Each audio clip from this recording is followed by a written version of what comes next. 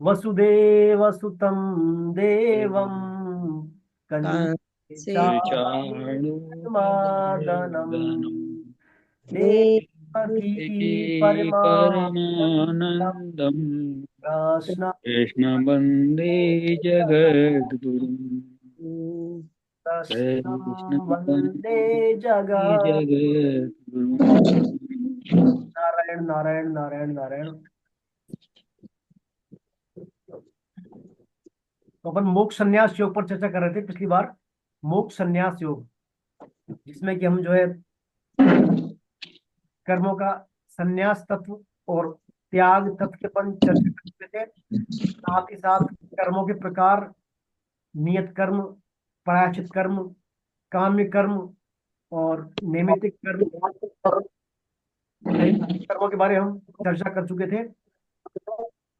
इसके अलावा यज्ञ, तप, दान आदि कर्मों के रूप में भी हम जो है शास्त्रीय विधि से ये कर्म करने चाहिए, करने चाहिए, इस पर भी हम चर्चा कर चुके थे। साथ ही साथ कर्ता के प्रकार पर पड़ा था, सात्विक कर्ता, राजसिक कर्ता, तामसिक कर्ता, ये अपन पढ़ चुके थे। कर्मों के बारे में पढ़ चुके थे, सात्विक कर्म, राजसिक कर्म, तामसिक कर्म।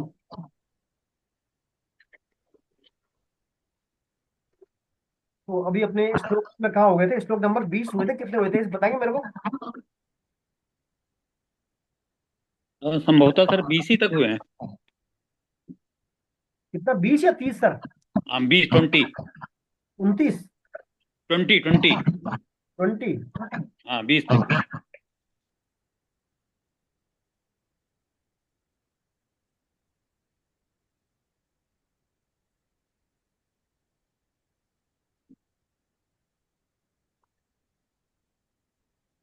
अपने बुद्धि के प्रकार, बुद्धि बुद्धि कर्ता के बारे में पढ़ा था पिछली बार भी।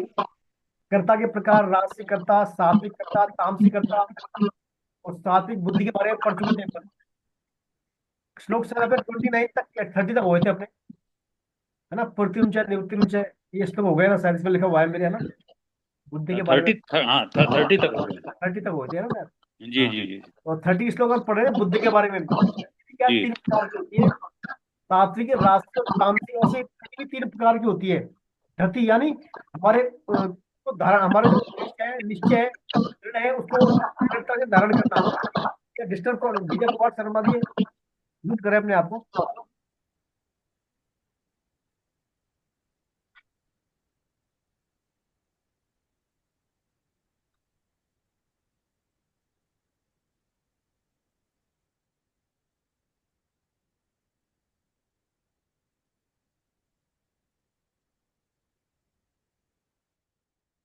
तो अपन बुद्धि और धृति ये पढ़ रहे थे। तो बुद्धि के बारे में पढ़ा, बुद्धि के जो भी 3 प्रकार के भेद है, सात्विक, राजसी और तामसी। अपन ने पढ़ा जो बुद्धि प्रवृत्ति निवृत्ति को, कर्तव्य अकर्तव्य को, भय अभय और बंधन मोक्ष को जानती है, वो है सात्विक बुद्धि। वो कैसी बुद्धि है? सात्विक बुद्धि। और जो बुद्धि कर्तव्य अकर्तव्य को ठीक तरह से नहीं जानती, वो बुद्धि है राजसी बुद्धि। और जो बुद्धि तमोगुण से घिरी हुई है और धर्म को अधर्म मान लेती है और सभी चीजों को उल्टा मानती है, वो है तामसी बुद्धि। 3 प्रकार की बुद्धि है, सात्विक बुद्धि, राजसी और तामसी। सात्विक बुद्धि अपना क्या कर्तव्य है, क्या करना है, क्या नहीं करना, क्या हमारे लिए जो है उचित है, धर्म है क्या अधर्म है, क्या किससे हमें भय होगा, किससे हम अभय होंगे, ये सब चीजों को सात्विक बुद्धि आइडेंटिफाई करती है। उसके विपरीत राशि बुद्धि बुद्धि यह नहीं जानती क्या करना है क्या नहीं करना है। वो प्रवृत्त होती रहती है भिन्न भिन्न कर्मों में, नए नए संकल्पों में, नए नए लक्ष्यों के अनुसार वो प्रवृत्त होती रहती है। तो वो राशि बुद्धि होती है। और इसके अलावा धर्म को अधर्म मानती हो, कर्तव्य को अकर्तव्य मानती हो, अकर्तव्य को कर्तव्य मानती हो, सब चीजों को उल्टा मानती हो, वो है तामसी बुद्धि। वो है कैसी? तामसी बुद्धि। तो अपन तामसी बुद्धि और राशि बुद्धि के बारे में अपन चर्चा करते हैं। पढ़ते हैं अगले श्लोक 31 से 32 पढ़े। मोनी श्लोक नंबर 31 से 32 पढ़े आप। मोहिनी जी अनम्यूट करें और फिर पढ़े आप 31 और 32 श्लोक पढ़े।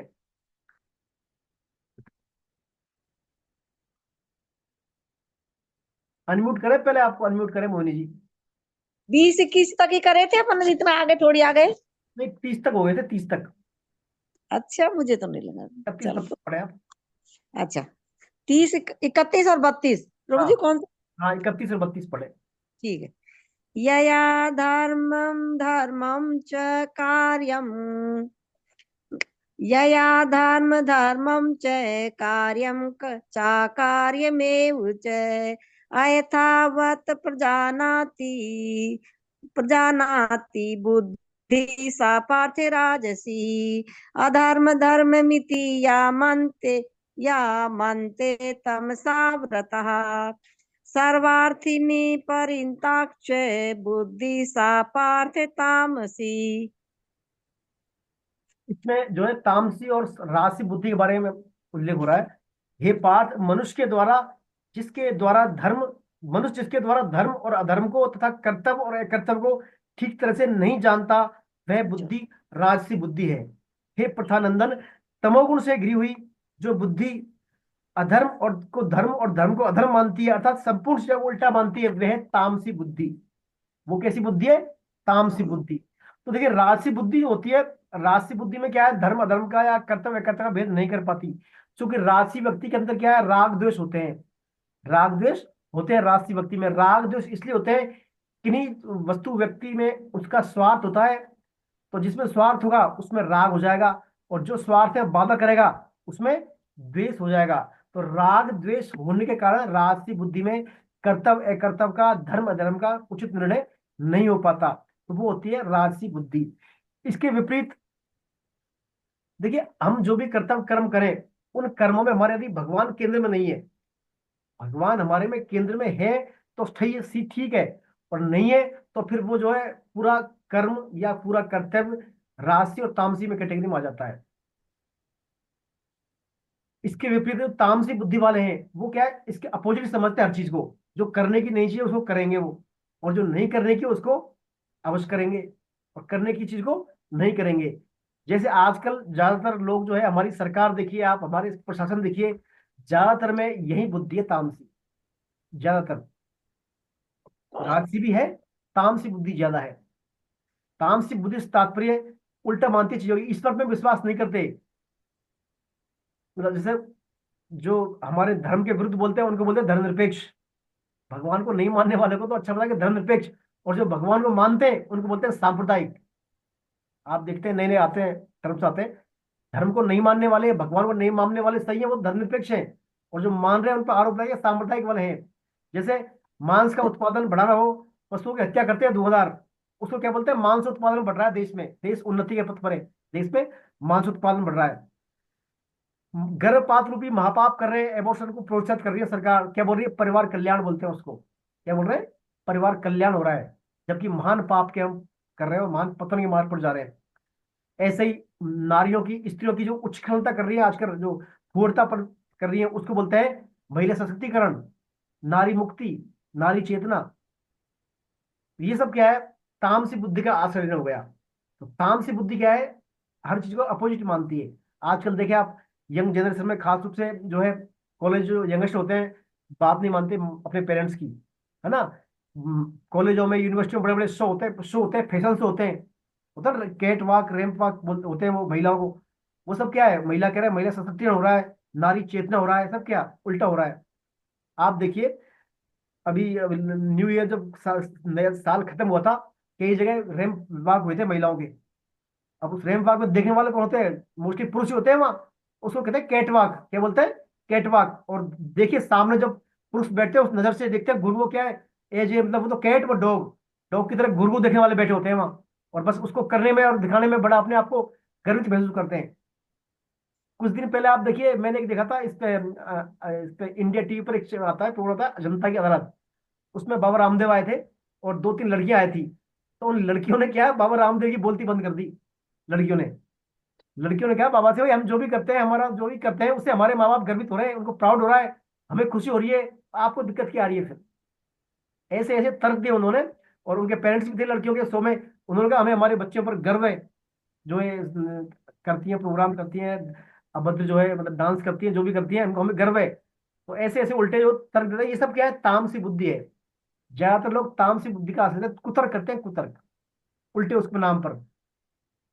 तो ये मेरा कहने का मतलब है, इस श्लोक में भगवान ने जो 3 बुद्धि बताई है, सात्विक राजसी तामसी। सात्विक बुद्धि वाला व्यक्ति वही है जो समझेगा क्या करना उचित है, क्या अनुचित है, क्या मेरा धर्म है, क्या धर्म है, क्या कर्तव्य है, क्या अकर्तव्य है।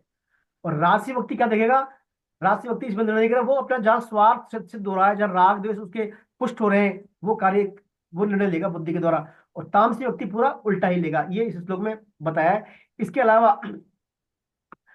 अब आती है धरती के बारे में। ऐसे धरती होती है, धरती बोलते हैं, एक तो बुद्धि, एक धरती। धरती से तात्पर्य है जिस बुद्धि के द्वारा हम निश्चय कर लेते हैं भाई हमको ऐसा करना है। मान लीजिए आपने बुद्धि के द्वारा देखा, एक व्यक्ति सुबह उठ रहा है, जल्दी ब्रह्म मुहूर्त में उठ रहा है, एक लेट उठ रहा है, एक दोपहर उठ रहा है, तो ये आपने बुद्धि के द्वारा देख लिया। अब आप अपनी बुद्धि से निर्णय करेंगे कौन सा ठीक है, उचित कौन सा है मेरे लिए। तो आप निर्णय करते हैं भाई उचित है मेरे लिए ब्रह्म मुहूर्त में उठना। तो ये आपने निश्चय कर लिया, तो ये आपने अपने उद्देश्य में अपने अपने आप में धारण कर लिया कि मुझे जल्दी उठना है। तो ये होगा धृति, यानी धारण करना, अपने उद्देश्य को, मत को, निर्णय को धारण करना, वो कहलाता है धृति। इसी प्रकार धृति भी तीन तरह की होती है, सात्विक, राजसी, तामसी। आइए पढ़ते हैं श्लोक नंबर 33, 34, 35 में। आइए पढ़े आप सर महेंद्र जी, आप पढ़े श्लोक आज 33, 34, 35। हरे कृष्णा प्रभु जी, हरे कृष्णा।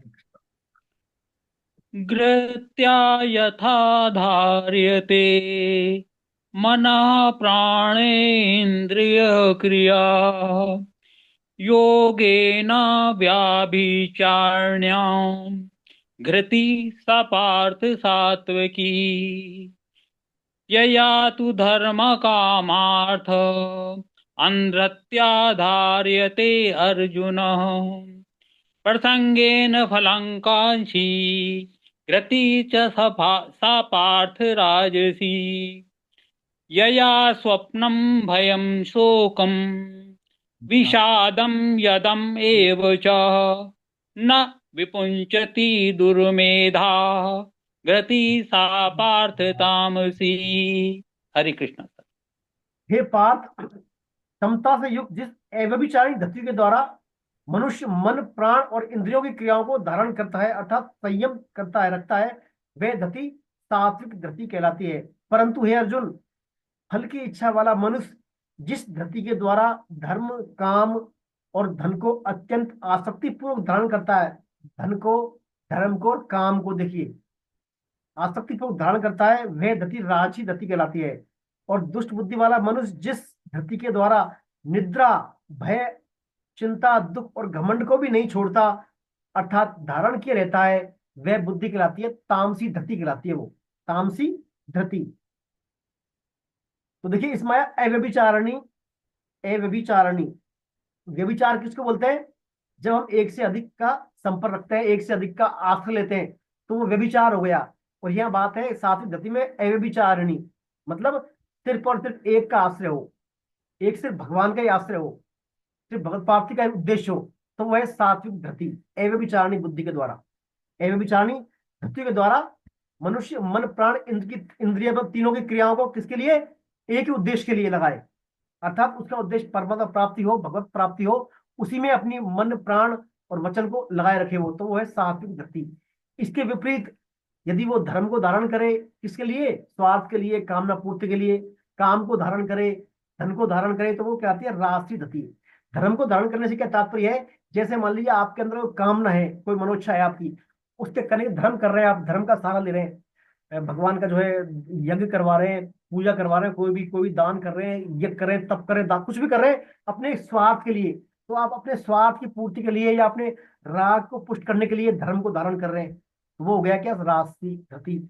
ऐसे ही काम को धारण करना, अर्थात कामनाओं का आश्रय लेना, भिन्न भिन्न कामनाओं को लेना, भिन्न भिन्न नए नए शुभ संकल्पों को लेना, नए नए कर्मों का आरंभ करना, अपनी प्रवृत्ति को पुष्ट करना, वो काम को धारण करना हो गया। और ऐसे ही धन को धारण करना क्या है, अर्थ को धारण करना, वो क्या, अपने भोग के लिए धन संग्रह में लगा रहे बार बार, उसका अपना भोग और संग्रह, वस्तु, व्यक्ति और परिस्थितियों, घटनाओं से अपने आप को सुख लेना, शरीर को सुख पहुंचाना का नाम भोग है।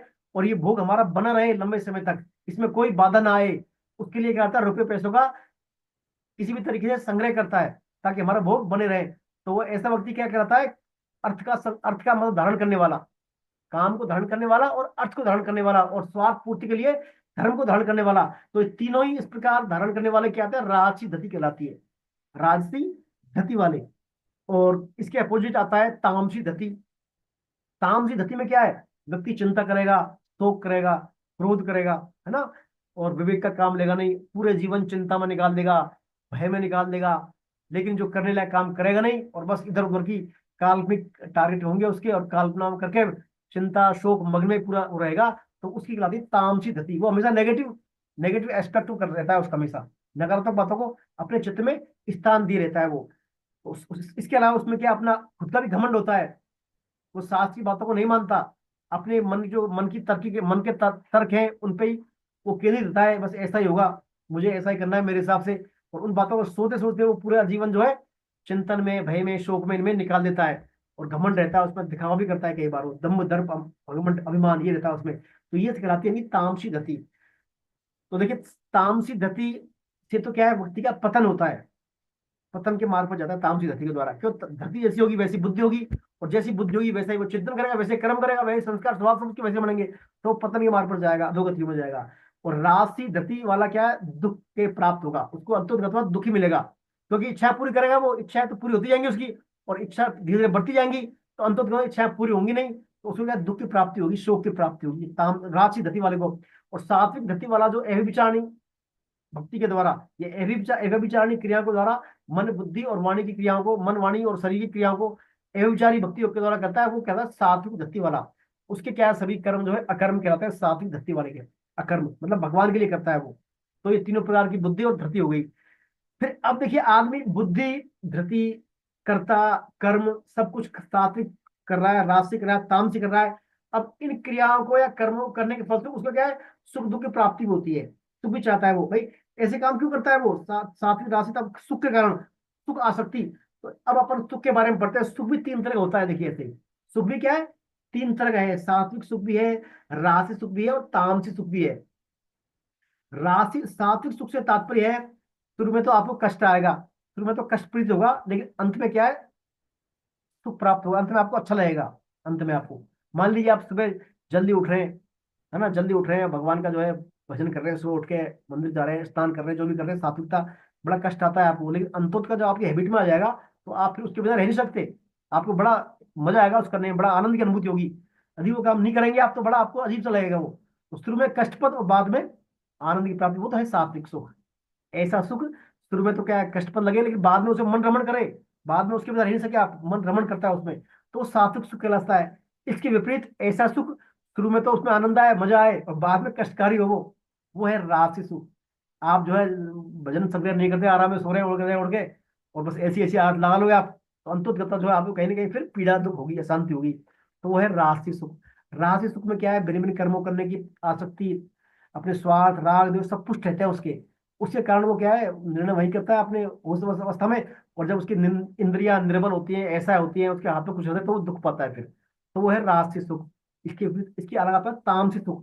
तामसिक सुख से तात्पर्य है, वो शुरू में भी मोहित रहता है और अंत में भी मोहित रहता है। वो शुरू में तो मोहित है ही है, वो करने लायक काम नहीं करेगा, जो उल्टा काम करेगा मोहित रहेगा, और अंत में भी मोहित ही रहेगा, वो शुरू से अंत तक मोहित ही मोहित रहेगा, उसको पता ही नहीं क्या करना है क्या नहीं करना, उल्टे उल्टे काम करेगा, तो वो है तामसी सुख, है ना। तो पढ़ लेते हैं एक बार इनके ऊपर, आइए श्लोक नंबर 36 और 37 पढ़िए। रजनी जी आप पढ़े श्लोक नंबर 36 37 पढ़े आप, धीरे धीरे पढ़ना, पड़े स्पीड स्लो रखना। हरे कृष्णा प्रभु जी। हरे कृष्ण हरे कृष्ण। सुखम त्वदाने त्रिविधम ऋणु मे भरत भरत ऋषभ, शभ भरत शभ अभ्यासाद निद्रमते यत्र दुखांतं च निगच्छति यत् यत्तदग्रे विषमिव परिणामेय मृत्योपम तत्सुखम सात्विकम प्रोक्तामात्म बुद्धि रसात्जम। हाँ, तो यहाँ पर देखिए सुख के बारे में बता रहे हैं, हे भरतवंशी में श्रेष्ठ अर्जुन, अब तीन प्रकार के सुख मुझसे सुनो, जिसमें अभ्यास से रमण होता हो और जिससे दुखों का अंत हो जाता हो। ऐसा परमात्म विषय बुद्धि की प्रसन्नता से पैदा होने वाला सुख आरंभ में विष की तरह और परिणाम में अमृत की तरह होता है, वह सुख सात्विक सुख कहा जाता है। सात्विक सुख प्रारंभ में तो विष की तरह और परिणाम में अमृत की तरह होता है, ऐसा सुख ये कहलाता है सात्विक सुख। तो देखिए सात्विक सुख में क्या होता है, तीन चार बातें हैं इसमें। पहली बात आती है, ये क्या है, अभ्यास साधन मत यत्र, हम लोग अभ्यास करते हैं, बार बार इसका अभ्यास करते हैं, अभ्यास करने से हम क्या है, बाद में इसमें रमण रमण होता है, अर्थात इसमें हमें आनंद की प्राप्ति होती है। और दूसरा आता है, इसके द्वारा दुखों का अंत हो जाता है। दुखांतम च निगच्छति, इसके द्वारा हमारे दुखों का भी अंत हो जाता है। कहते हैं हमारे जो कलमश जमा हुआ है अंदर, वो धीरे धीरे सात्विकता से वो क्या है, धुल जाता है। और इसके बाद फिर इसमें आता है, शुरू में ये सुख जो है कैसा होता है, विष के समान, बड़ा जोर आता है, इसको बड़ा कष्टकारी लगता है शुरू में। और अंत में यही क्या है, परिणाम में क्या होता है, अमृत के समान। अंत में इससे हमें क्या है, बड़ी खुशी मिलती है इसे। अब यदि हमने इस खुशी को यदि भोग कर लिया, इसी खुशी को यदि भोग कर लिया, तो वो क्या हो जाएगा, सुख का भोग हो जाएगा। और यदि इसको भोग नहीं किया, तो हमारे लिए प्रिय सुख बन जाएगा अतीन्द्रिय सुख, अर्थात मतलब इसको बोलते हैं अक्षय सुख, कभी ना मिटने वाला सुख हो जाएगा हमारे लिए, यदि भोग नहीं किया हमने, भोग बुद्धि नहीं रखी तो। कहने का तात्पर्य, भले ही साथ अपने पढ़ा था 14वें अध्याय में गुण विभाग में, सतोगुण किससे बांधता है, सुख और ज्ञान की आसक्ति से बंधनकारी है। सुख और ज्ञान की आसक्ति से सतोगुण बंधनकारी है। यदि हमने सात्विक सुख को भी यदि उपभोग दृष्टि ले लिया, तो ये हमारे लिए बंधनकारी हो जाएगा।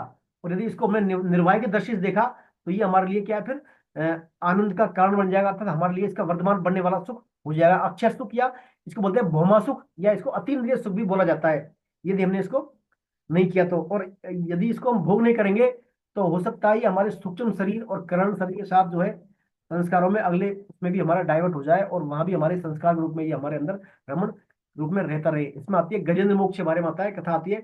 जो गजेंद्र जी थे, जो गजेंद्र था, तो गजेंद्र क्या है, इसके जीवन में क्या महान दुख थे। गजेंद्र का जब दुख में आया था, जब पकड़ा था इसको पानी के में, तो महान दुखी हो गया। लेकिन इसके गजेंद्र के पूर्व जन्म के संस्कार थे, पूर्व जन्म के भक्ति के संस्कार थे इसके, है ना, भक्ति का सुख था इसमें, भक्ति का आनंद था। तो उनके कारण इसको क्या, भगवान की स्तुति याद आ गई। फिर उन्होंने अपने कष्ट में क्या, भगवान को याद किया। और भगवान को याद करने के बाद फिर क्या है, भगवान को आना ही पड़ा वहां, भगवान को आना ही पड़ा। तो ये हमारे पड़ता है सात्विकता का असर। सात्विक जितना हमारे मन बुद्धि में सात्विकता रहेगी, उतना ही क्या है, हम भगवान के सम्मुख रहेंगे। ये इसमें बात है सात्विक सुख में। अब आता है राशि और तामसिक सुख के बारे में, अगला पढ़ते हैं श्लोक नंबर 38 और 39। कौन पढ़ेंगे, आरती जी है, आरती दे दीजिए, आरती जी।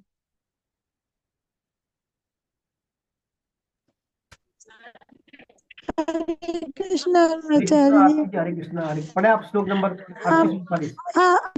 हम घर के बाहर हैं आचार्य जी, हमारे पास पुस्तक नहीं है आज। चलिए, कोई कोई बात नहीं, कोई बात नहीं, आप सुनिए फिर आप, है ना। हाँ, हमने इसीलिए वीडियो भी नहीं ऑन कर कोई बात रखा नहीं, है। कोई बात नहीं, कोई बात नहीं। अरे रजनी गुप्ता जी, कौन, रजनी गुप्ता जी, रजनी गुप्ता जी।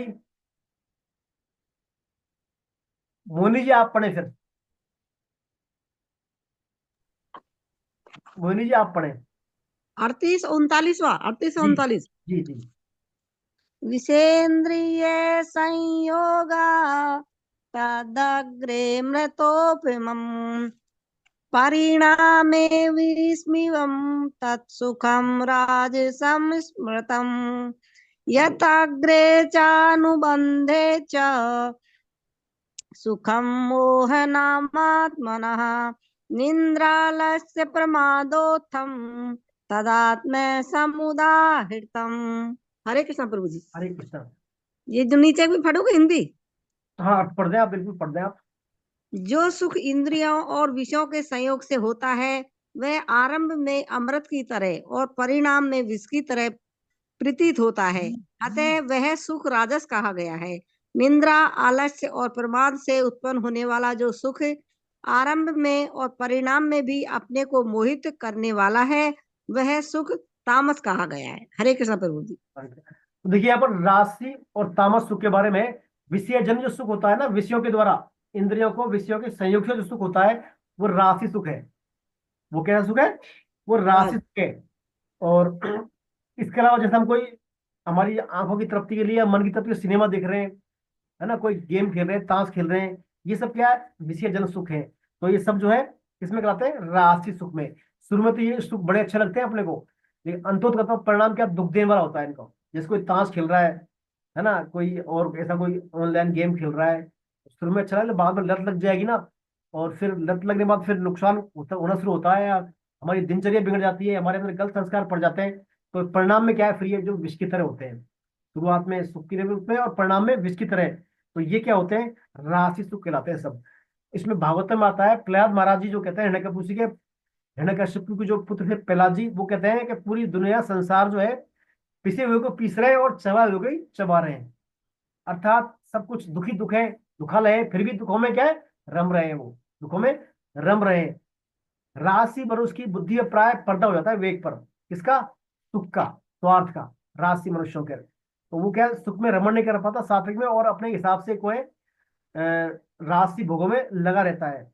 राशि व्यक्ति को ऐसे माने आप, जैसे कोई सांड होता है ना, सांड सींगों वाला, बड़े बड़े सींग है सांड, और उस सींगों के सींगों में बांध दिया अपने, टेप रिकॉर्डर बांध देते हैं, और उसमें गीता के बड़े बड़े सुंदर श्लोक आ रहे हैं, बड़ी अच्छी बातें आ रही है, लेकिन सांड के आचरण में कोई फर्क नहीं पड़ता, तो मारने दौड़ रहा है, खाने दौड़ रहा है। वो माने आप राशि व्यक्ति को, राशि व्यक्ति बस सांड के समान है। ये क्या है, संसार जो संसार को पिसे हुए को पीस रहे हैं और चबाए हुए को चबा रहे हैं, वो दुखों में वो भटक रहे हैं, वो दुखों में भटक रहे हैं। इसके विपरीत है तामसी सुख। तामसी सुख में क्या है, व्यक्ति जो है अपने आप को गंदगी का गुलाम रहता है, एक प्रकार से वो अपने आलस्य प्रमाद निद्रा का गुलाम रहता है। वो आलस्य का गुलाम, आलस करेगा वो, कोई भी काम समय पर नहीं करेगा, विषादी दीर्घ सूत्री होगा वो, आलस होगा उसमें, और हमेशा नींद निद्रा में रहेगा। निद्रा में शरीर को जो नींद चाहिए उसके भी अतिरिक्त वो जो है निद्रा लेता रहता है वो। तो वो क्या है, मोहित अवस्था में होता है, और मोहित अवस्था में होने के फलस्वरूप कोई भी काम को समय पर नहीं कर पाता वो। जितने भी देखिए सफल व्यक्ति हुए हैं, सबने अपना अपना काम समय पर किया है, जो समय पर जो काम करने होता है वही किया उन्होंने, और वो सफल हुए हैं वो। इसके विपरीत तामसी व्यक्ति क्या है, समय पर कोई कार्य को नहीं करता, हमेशा प्रमाद निद्रा में वो रहता है।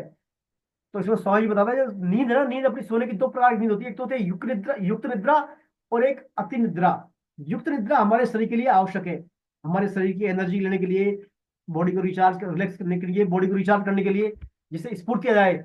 और जो अति निद्रा होती है, अति निद्रा में क्या है, शरीर को अनावश्यक आराम देना।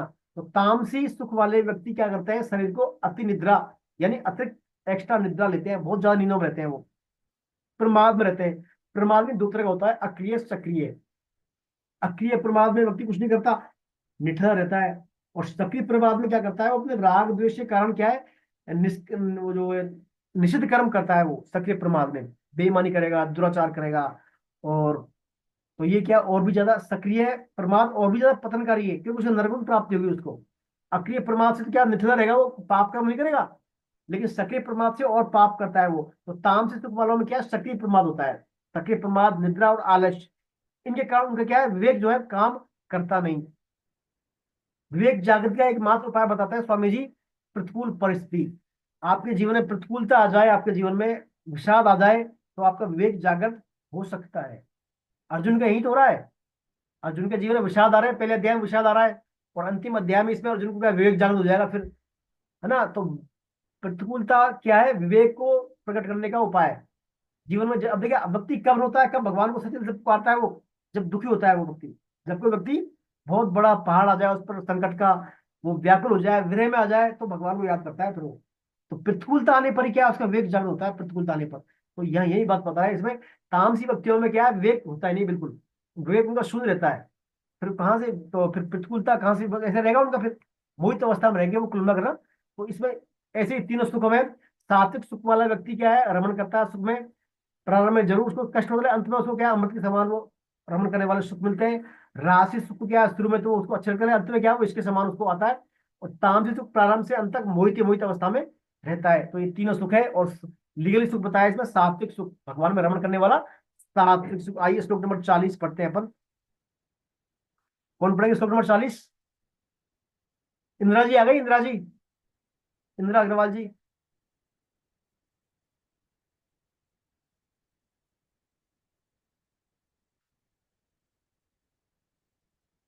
चलिए मैं पढ़ता हूँ फिर, इंदिरा जी नहीं है। न तदस्ति पृथिव्यां वा दिवि देवेषु वा पुनः तत्त्वं प्रकृतिर्जैर्मुक्तं यदेभिः स्यात् त्रिभिर्गुणैः। अर्थात पृथ्वी में या स्वर्ग में अथवा देवताओं में, इनके इनके सिवाय और कहीं भी कोई ऐसी वस्तु नहीं है जो प्रकृति के उत्पन्न तीन गुणों से रहित हो। जो भी कुछ प्रकृति में है वो इन तीन गुणों से ही है, इसके अलावा और कुछ प्रकृति में है ही नहीं।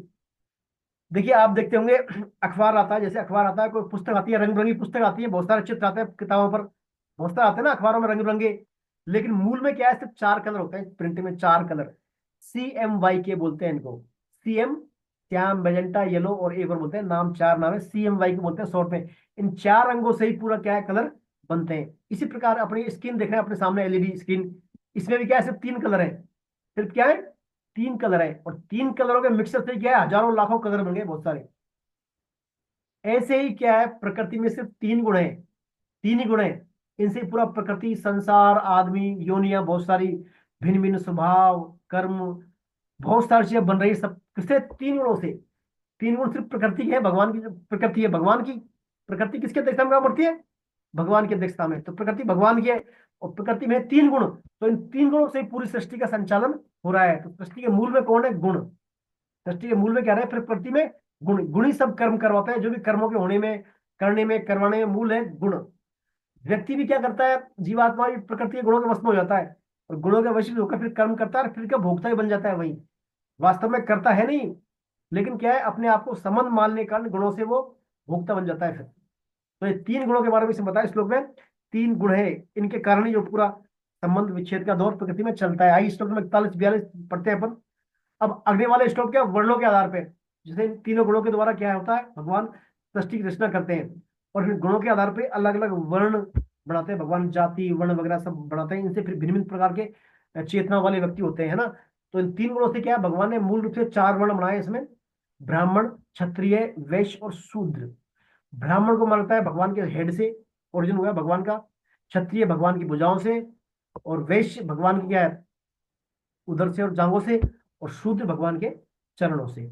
है भगवान के सब रूप, भगवान के, भगवान से ये सब निकले हुए 4 वर्ण है। अब 4 वर्णों के अपने अपने स्वभाव संस्कार के अनुसार, वर्ण के अनुसार अलग अलग कर्म है, कुछ कर्म है बताए अनुसार।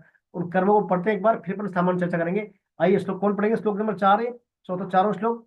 इंदिरा जी है, इंदिरा जी।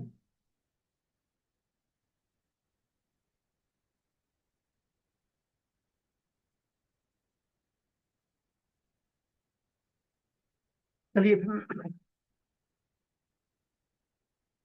मैं पढ़ दूं क्या? हाँ मुनि जी आप पढ़े, श्लोक आप पढ़ दे, फिर ना 4 श्लोक पढ़ दे। हरे कृष्णा प्रभु जी। हरे कृष्णा। ब्राह्मण क्षत्रिय विषां शूद्राणा च परन्तपः कर्माणि प्रविभक्तानि स्वभाव प्रभवै गुणै वैर्गुणै समोदमस्तपः शौचं क्षान्तिराजमेव च ज्ञानं विज्ञानमास्तिक्यं ब्रह्म कर्म स्वभावजम् शौर्य तेजो धृति दाक्ष्यम युद्धे चाप पलायनम दानमीश्वरं भावश्च छात्रं कर्म स्वभावजम् कृषि गौरक्ष वाणिज्यं वैश्य कर्म स्वभावजम् परिचर्यात्मकं कर्म शूद्रस्यापि स्वभावजम्। हरे कृष्ण प्रभु जी। हरे कृष्णा। तो देखिए इसमें 4 वर्णों के कर्म बताए भगवान ने, 4 वर्ण है। देखिए पढ़ते हैं अपन। हे परंतप, ब्राह्मण, क्षत्रिय, वैश्य और शूद्र के कर्म स्वभाव से उत्पन्न हुए 3 गुणों के द्वारा व्यक्त किए गए हैं। 3 गुणों के द्वारा ही है। मन का निग्रह करना, इसको बोलते हैं क्षमा, समय। अपन पढ़ा था तीव्रदेव क्षमा। मन का निग्रह करना, इंद्रियों को वश में करना, दमा। धर्म पाने के लिए कष्ट सहना, बाहर भीतर से शुद्ध रहना, बाहर से भीतर से शुद्ध रहना, दूसरों के अपराध को क्षमा करना, शरीर मन आदि में सरलता रखना, वेद शास्त्र आदि का ज्ञान होना, यज्ञ विधि को अनुभव में लाना, और परमात्मा वेद आदि में आस्तिक भाव रखना। ये सबके सब ब्राह्मण के गुण है, स्वाभाविक। क्या है, ब्राह्मण के स्वाभाविक कर्म है ये काम ब्राह्मण को करने चाहिए। इसके अलावा राज, अब आते हैं क्षत्रियों के। शूरवीरता, तेज, धैर्य, प्रजा के संचालन आदि की विशेष चतुरता, तथा युद्ध में कभी पीठ न दिखाना, दान करना और शासन करने का भाव, ये सबके सब क्षत्रिय के स्वाभाविक कर्म है। दान देना, शासन करना, है ना, वीरता दिखाना, ये क्षत्रिय के कर्म है। और खेती करना, गांव की रक्षा करना और व्यापार करना, ये सबके सब क्या है, वैश्यों के स्वाभाविक कर्म है। और 4 वर्णों की सेवा करना शूद्र का स्वाभाविक कर्म है। ये है। तो देखिए अब देखिए, पहले ऊपर ऊपर में क्या ज्यादा है कर्म है, ब्राह्मण के ज्यादा है, उससे कम क्षत्रिय के, उससे कम वैश्य के, और उससे भी कम शूद्र के। अब भगवान देखिए जिम्मेदारी दिए अलग चारों वर्णों को। ऐसा ही क्या आता है शास्त्रों में, यदि मान लीजिए देखिए ब्राह्मण को इतने कर्म करेंगे तब जाकर वो मिलेगा, तब जाकर उसको प्राप्ति होगी। क्षत्रिय के लिए उससे कुछ कम करने, वैश्य के लिए उससे भी कम करने, तीन ही है, कृषि गोरक्षा वाणिज्य, और शूद्र के लिए सिर्फ सेवा करना है। तो शूद्र के लिए सेवा से जो फल मिलेगा वही फल क्षत्रिय और ब्राह्मण और वैश्य के लिए ज्यादा करने से मिलेगा। मतलब ज्यादा काम करना पड़ेगा, इतने बहुत सारे काम करने पड़ेंगे। क्षत्रिय के लिए कृषि करना पड़ेगा, गाय को रक्षा करनी पड़ेगी, वाणिज्य करेगा पूरा ईमान, तब जाकर वो मिलेगा। वही शूद्र को वो सेवा से ही मिल जाएगा। तो भगवान ने क्या तीनों वर्णों को अपने अपने संस्कार स्वभाव के हिसाब से कर्मों का निर्धारण किया हुआ है। तो देखिए आप सुनिए, आप थोड़ा पढ़िए, आप ना समझेंगे इसका लॉजिक क्या है। देखिए गुण कर्म और स्वभाव का आपस में गहरा संबंध है। गुण कर्म और स्वभाव का आपस में गहरा संबंध है। जैसा भी हम कर्म करते हैं उससे संस्कार हमारे चित्त पर पड़ते हैं उस कर्म के, और उस संस्कार से हमारा क्या बनता है, स्वभाव बन जाता है फिर। और फिर स्वभाव से के द्वारा हमारे अंदर गुणों की वृत्तियां पैदा होती हैं फिर, और गुणों की वृत्ति होने से हम क्या कर्म करते हैं, और कर्म के अनुसार फिर हमारे, और कर्मों का फिर अनुसार हमारे वर्णों का निर्धारण किया जाता है। हमारे वर्णों का निर्धारण होता है क्षत्रिय वैश्य ब्राह्मण शूद्र का, है ना। तो वर्ण परंपरा ठीक हो तो वर्णोचित गुणधर्म उस वर्ण में स्वाभाविक होते हैं। उन्हें धारण करने में उस वर्ण के व्यक्ति को परिश्रम नहीं करना पड़ता, परंतु वर्ण संकरता आने पर इनमें कमी आ जाती है। वर्ण संकरता से क्या तात्पर्य है, क्या समझ वर्ण संकरता से आप बताइए, वर्ण संकर से क्या तात्पर्य है। अपने पहला अध्याय पढ़ा था अर्जुन विषाद योग, ध्यान कीजिए आप। अर्जुन विषाद योग पढ़ा था। अर्जुन ने भगवान को दलील दी थी तरह तरह की। अर्जुन ने भगवान को भिन्न भिन्न प्रकार की दलील दी थी अर्जुन ने, कि भाई हम जो है युद्ध में हमारे ये मारे जाएंगे, हम मारे जाएंगे, ये मारे जाएंगे हमारे प्रतिपक्षी। तो इस तरह क्या विधवा हो जाएंगी स्त्रियां युवा अवस्था में, और विधवा होने के बाद फिर क्या है, फिर क्या होगा, वर्ण संकर पैदा होंगे। फिर कहा था अर्जुन ने, विधवा होने के बाद वर्ण संकर पैदा होंगे, और वर्ण संकर से पूरे हमारे कुल का धर्म का पूरा नाश हो जाएगा। तो वर्ण संकर मीन्स भिन्न भिन्न वर्ण के संयोग से उत्पन्न होने वाले, पहली बात। या फिर हम हमारा जो है, जो हमारे वर्ण में कर्म है वो कर्म नहीं करके दूसरे कर्म कर रहे हैं हम, तो वो भी वर्ण संकर होगा एक प्रकार से। मतलब अपने अपने जो है एक धर्म को छोड़कर, यानी स्वधर्म को छोड़कर परधर्म अपनाना एक प्रकार से, या फिर व्यभिचार व्यभिचार वाला, व्यभिचार को छोड़ के व्यभिचार हो जाना, भिन्न भिन्न का आश्रय लेना, भिन्न भिन्न का संपर्क करना। तो ये सब क्या वर्ण संकरता है, ये क्या सब वर्ण संकरता। तो वर्ण संकरता आने पर हमारे कर्मों में कमी आ जाती है। संग स्वाध्याय आदि के स्वभाव के कारण भी हमारे स्वभाव बदल जाता है। अतः किसी वर्ण के लिए वर्ण गुण प्रधानता से जिस व्यक्ति में है उसी वर्ण का माना जाना चाहिए। मूल में क्या हमारे कर्म के अनुसार होते हैं वर्ण है, कर्म जो जैसा कर्म करा है वैसा उसका वर्ण होगा। क्षत्रिय के लिए देखिए शौर्यम तेज धृति, यानी विपरीत अवस्था में अपने आप को धैर्य धर रखना क्षत्रिय का गुण है। दाक्षम शासन करने की योग्यता, प्रजा पर शासन करना, और युद्ध में पीठ न दिखाना, और दान देने की प्रवृत्ति भी होती है क्षत्रियों में। ये क्षत्रियों के स्वाभाविक कर्म है। दूसरा अब जो है वैश्यों में क्या आता है, कृषि गोरक्षा वाणिज्य। अब कृषि यानी फसल का उत्पादन करे, वो अन्न का उत्पादन करे समाज की मांग के अनुसार, और समाज को समय से उपलब्ध कराए कृषि प्रोडक्ट को। गोरक्षा गायों की रक्षा करे, गायों का पालन करे, वो वाणिज्य वाणिक वर्ग। और कृषि गोरक्षा वाणिज्य, और क्या है वाणिज्य मानी सही नैतिक नीति निर्धारण से सही अपना व्यापार कर्म भी करे, वो व्यापार कर्म भी करे वो। देखिए व्यापार कर्म में भी ईमानदारी बरतनी चाहिए। इसमें सेठ जी को बनाता है, सेठ जयदार गोविंदका जी जो थे, उनके किसका कपड़े का व्यापार था, उनके कपड़े का व्यापार था। तो जब कपड़े का जब व्यापार करते थे वो ग्राहक आता था तो उससे ईमानदार से डील करते थे, उससे जितना मार्जिन लेना होता है नियंत्रण वही लेते थे वो। इसके अलावा जैसे उनको पता पड़ता कभी कपड़े के भाव जो सस्ते होने वाले हैं या महंगे होने वाले हैं, तो उस ग्राहक को बोल दे भाई आने वाले समय कपड़ा महंगा हो रहा है अभी तू और ले ले एक्स्ट्रा, या सस्ता हो रहा है तो अभी मत ले, रुक जा बाद में लेना। तो पूरे अपने व्यापार के प्रति वो भाई जी ईमानदार रहते थे। सेठ जो है जयदाल जी गोविंदका जी अपने व्यापार के प्रति भी ईमानदार रहते थे। उन्होंने 1923 में गीता प्रेस की स्थापना की थी, और तब से उन्होंने उस टाइम जो है गीता की पुस्तकें लागत मूल्य से भी कम मूल्य में जनता को कल्याण के लिए उपलब्ध करवाई थी। ऐसी उन्होंने क्या है अपने व्यापार कर्म में मिसाल पेश किए सेठ जी ने। तो ये वैश्य का कर्म हो गया क्या, कृषि गोरक्षा और वाणिज्य कर्म। और अब आता है शूद्रों का। शूद्रों का है परिचर्यात्मक कर्म, अर्थात सेवा करना, चारों वर्णों की सेवा करना। देखिए चारों वर्णों का जो सेवा करने का ये नियत कर्म शूद्रों के लिए बताया गया है। क्योंकि वर्तमान काल में हमारा गर्भधारण संस्कार नहीं होने से हम जन्म से हम शूद्र ही हैं हम सब। वर्तमान काल में शूद्र मानी सर्विस क्लास, शूद्र मानी सर्विस क्लास। अब हम सभी सर्विस क्लास हैं।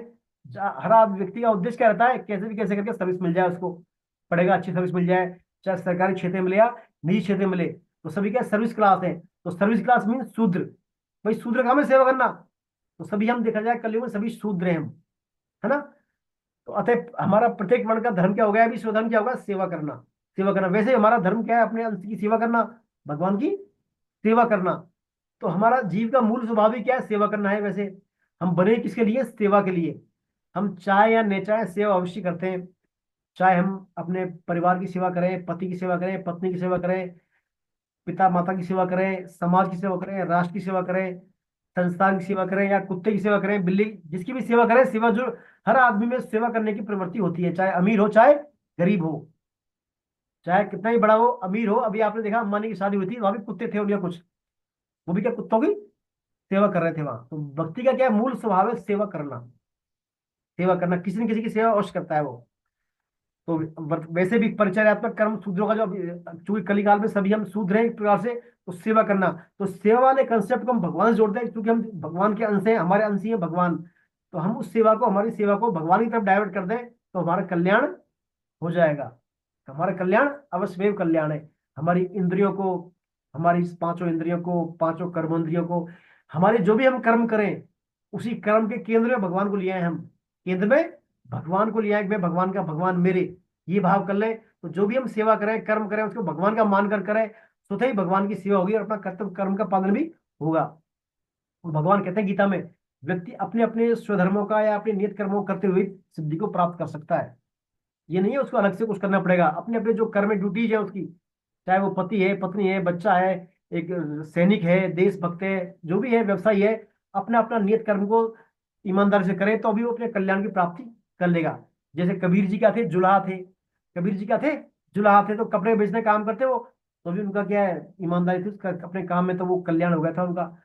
रैदास कौन थे, भक्त रैदास, जो है चर्मकार का काम करते भक्त रैदास, तो भी उनका क्या है, उसी काम में उससे उनको क्या है, कल्याण हो गया था। जो भी हमारे कर्म है, नियत कर्म है, जो भी वर्ण देश के अनुसार, हम काल के अनुसार काम करते हैं, उस काम को हम नियत निष्कामता से करें तो उसमें भी हमारा कल्याण हो जाता है। ये इसमें चारों वर्णों के बारे में बात है। अब इसमें अपनी पुस्तक में कुछ क्वेश्चन आंसर है आगे, जाति के बारे में, कर्म के बारे में, जन्म के बारे में कई धारणा है। तो मेरा निवेदन है आप इनको खुद पढ़ें, इनको आप, है ना, पढ़ लें। इसमें ऐसी कोई समझाने वाली बात है नहीं है, पढ़ लेंगे आपने, इसमें कुछ ऐसी बात है नहीं, खास बात, आप खुद पढ़ सकते हैं इनको, है ना। और चूंकि अपने पास समय भी कम है तो अपन को चैप्टर पूरा करना है, तो इन दो तीन चार क्वेश्चन है ना वर्ण व्यवस्था के बारे में। हमारा जैसे वर्ण व्यवस्था का उद्देश्य क्या है, जाति हमारी जन्म से होती है, कर्म से होती है, स्वभाव हमारा क्या बदला बदला जा सकता है, और हमारे प्रारब्ध में लिखा है तो हम फिर कर्म क्यों करें, ऐसे कुछ जनरल क्वेश्चन है। सब इनका आंसर दिया हुआ अच्छी तरह से, तो आप इसको पढ़ सकते हैं। तो आइए श्लोक नंबर 45 और 46 पे आ जाइए।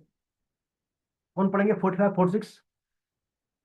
विजय कुमार जी हैं, विजय कुमार जी, रजनी गुप्ता जी, इंदिरा जी, इंदिरा जी हैं, इंदिरा जी।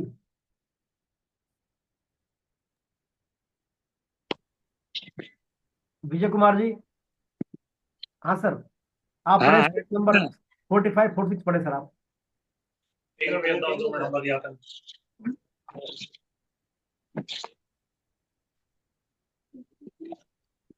हरे कृष्ण। स्वे स्वे कर्मण्यभिरतः संसिद्धिं लभते नरः स्वकर्मनिरतः सिद्धिं यथा विन्दति तत्तीक्ष्णं नु तत् यत्तः प्रवृत्तिर्भूतानां येन सर्वमिदं ततं स्वकर्मणा तमभ्यच्य सिद्धिं वन्दति मानवः। बहुत अच्छा, हरे कृष्ण। हरे कृष्णा। देखिए फिर से मैं पढ़ता हूँ एक बार, आप थोड़ा करते हैं। स्वे स्वे कर्मण्यभिरतः संसिद्धिं लभते नरः स्वकर्म निरत सिद्धिं यथा विन्दति तच्छृणु यत् प्रवृत्तिर्भूतानां येन सर्वमिदं ततं स्वकर्मणा तमभ्यच्चर्य सिद्धिं विन्दति मानवः। अर्थात अपने अपने कर्म में प्रीति पूर्वक लगा हुआ मनुष्य सम्यक सिद्धि यानी परमात्मा को प्राप्त कर लेता है। देखिए, अपने अपने कर्म में प्रीति पूर्वक लगा हुआ मनुष्य परमात्मा को प्राप्त करता है। अपने कर्म में लगा हुआ मनुष्य जिस प्रकार सिद्धि को प्राप्त होता है, उसी प्रकार उसको तुम मुझसे सुन। भगवान बता रहे हैं अर्जुन को, जिस परमात्मा से संपूर्ण प्राणियों की प्रवृत्ति यानी उत्पत्ति होती है और जिससे यह संपूर्ण संसार व्याप्त है, उस परमात्मा का अपने कर्म के द्वारा पूजन करके मनुष्य मात्र सिद्धि को प्राप्त हो जाता है। देखिए, बहुत गूढ़ बात बताई इस भगवान ने। अपने अपने कर्मों में प्रीतिपूर्वक लगा हुआ मनुष्य अपने कर्मों के द्वारा भगवान का पूजन कर सकता है। तो मतलब पूजन करने के लिए आपको कहीं बाहर जाने की जरूरत नहीं है। देखिए, पूजन करने के लिए आपको कहीं जाने की जरूरत नहीं है इधर उधर। आप चाहें तो घर बैठे अपने अपना जो कर्म है उनके द्वारा भगवान का पूजन कर सकते हैं। जैसे भीष्म पिता मैंने युद्ध के द्वारा अपने मतलब वीरता युद्ध के द्वारा अपने बाणों के द्वारा भगवान का पूजन किया था, भीष्म पिता मैंने, है ना। तो भगवान इस श्लोक में बता रहे हैं व्यक्ति अपने कर्मों के द्वारा भी अपना क्या है, जो कर्म नियत कर्म है उसके, जो उसके देश वर्ण काल परिस्थिति जो भी कर्म है। जैसे गुरु वशिष्ठ जी थे, गुरु वशिष्ठ जी उसके थे भगवान के जो कुल में क्या थे, वो पुरोहित थे, भगवान के कुल में पुरोहित थे। तो गुरु वशिष्ठ जी को क्या ये काम शुरू में रास नहीं आया कि वो कहते हैं मेरे को पुरोहित का काम मेरे को अच्छा नहीं है, लेकिन मेरे से ब्रह्मा जी ने कहा है आपको जो नियत कर्म है आपको ये करना चाहिए और इन कर्मों से आपको भगवान की प्राप्ति हो जाएगी और इसी कुल में जो है आप जो है कभी भगवान राम आएंगे।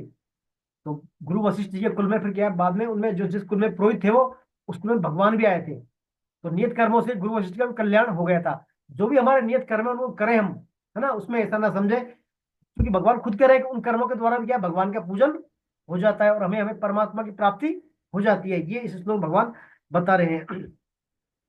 हमारी दृष्टि क्या है, भगवान की तरफ हो, अपने वर्ण की तरफ नहीं। तो प्रीतिपूर्वक नियत कर्मों के पालन मात्र से कण कण में व्याप्त उस परमात्मा से हमारा प्रत्यक्ष अनुभव हो जाएगा। जैसे माँ की गोद में बच्चा स्वतः ही बढ़ता है, माँ की गोद में बच्चा स्वतः ही अपने आप बड़ा होता है, उसको कुछ करना नहीं पड़ता। ऐसे ही हम हमारे नियत कर्मों को या सहज कर्मों को स्वतः ही करने से क्या है, परमात्मा की ओर सन्मुख हो जाते हैं और परमात्मा की प्राप्ति हो जाती है। तो इसमें क्या है, नियत कर्म करने में क्या है, हमारा भाव इंपॉर्टेंट है। भाव पूजन में हमारा भाव की मुक्ता है और कल्याण क्या भाव से होता है, कर्म से नहीं। कल्याण हमारा कर्म से नहीं होता, कल्याण कैसे हमारे भाव से होता है। चाहे हम कर्म कुछ कैसे कर रहे हैं, बस उसमें भाव हमारा भी भगवान को प्रसन्न करने का है, तो हमारा कल्याण का मार्ग प्रशस्त हो जाता है। तो कहने का तात्पर्य भगवान बता रहे हैं यदि यदि हम अपने अपने स्वकर्मों को या नियत कर्मों को करें, उनसे भी क्या है, भगवान को हम प्राप्त कर सकते हैं। अर्थात हमारे कर्मों के द्वारा भगवान का पूजन हो सकता है। बस केंद्र में हमारे कौन, भगवान हो, ये इस श्लोक में बात बताई गई है। स्वधर्म के पालन, देखिए गीता का महत्वपूर्ण क्या है, स्वधर्म पालन, निष्काम कर्म योग और स्वधर्म पालन। दोनों वैसे देखा जाए तो एक ही बात है। स्वधर्म का हमारा धर्म पालन करें, बस हम उसमें कोई हमारी आकांक्षा आसक्ति फलेच्छा ना हो, बस करें उसके हम पालन, तो उससे हमारा क्या परमात्मा की पूजन हो जाता है। फिर भगवान इसके आगे कहते हैं हमारा जो स्वधर्म है, हम कहीं ऐसा ना कर ले हमारे कहीं जोश में आकर उसमें खो के दूसरे कर्म को फॉलो, हमारे कर्म छोड़ दें और दूसरे कर्म को फॉलो कर ले, दूसरे काम कर ले, तो वो क्या है, बड़ा नुकसानदायी है। भले हमारे जो स्वधर्म में कम गुण वाला है, कुछ बुराई है तो भी, और दूसरे का जो धर्म, दूसरे का कर्म हमारे लिए उसमें बुराई नहीं अच्छा, लेकिन फिर भी हमारे लिए नुकसानदायक फॉलो करना, जैसा भी हमारा है उसको हमें करना चाहिए। भगवान कहते हैं कोई भी कर्म ऐसा नहीं है पूरी तरह निर्दोष हो, हर कर्म में कोई ना कोई दोष छुपा हुआ है। जो भी कर्म कर रहे हैं उसमें कहीं ना कहीं दोष है, लेकिन चूंकि आप उस नियत कर्म को कर रहे हैं तो आपको दोष नहीं लगेगा, भले उसमें दोष हो, क्योंकि आप शास्त्रीय आज्ञा का पालन कर रहे हैं। आप शास्त्रीय आज्ञा का पालन कर रहे हैं हम, तो हमको उन कर्मों में दोष होते भी दोष नहीं लगेगा, ऐसा भगवान बताते हैं नियत कर्म के बारे में। आइए श्लोक नंबर 4748 पढ़ते हैं। महेंद्र जी आप पढ़े सर 4748 श्लोक, 43-44 श्लोक। हरे कृष्णा सर, हरे हरे कृष्णा सर, हरे कृष्णा। श्रेयान् सर्वधर्मो विगुणः परधर्मात् स्व अनुशिष्टात् स्वभावनियतं कर्म कुर्वन्न नाप्नोति किल्बिषम् सहजं कर्म कौन्तेय तदोषम् अपि न त्यजेत सर्वारंभा ही दोषेण धूमेनान गिरिवावृतः। भूमि नागनी रिवावता। भगवान जी। कह रहे हैं हर कर्म जो है ना, जैसे अग्नि धुआं से ढकी रहती है ना, अग्नि धुएं से ढकी रहती है, ऐसे ही हर कर्म दोषों से ढका रहता है।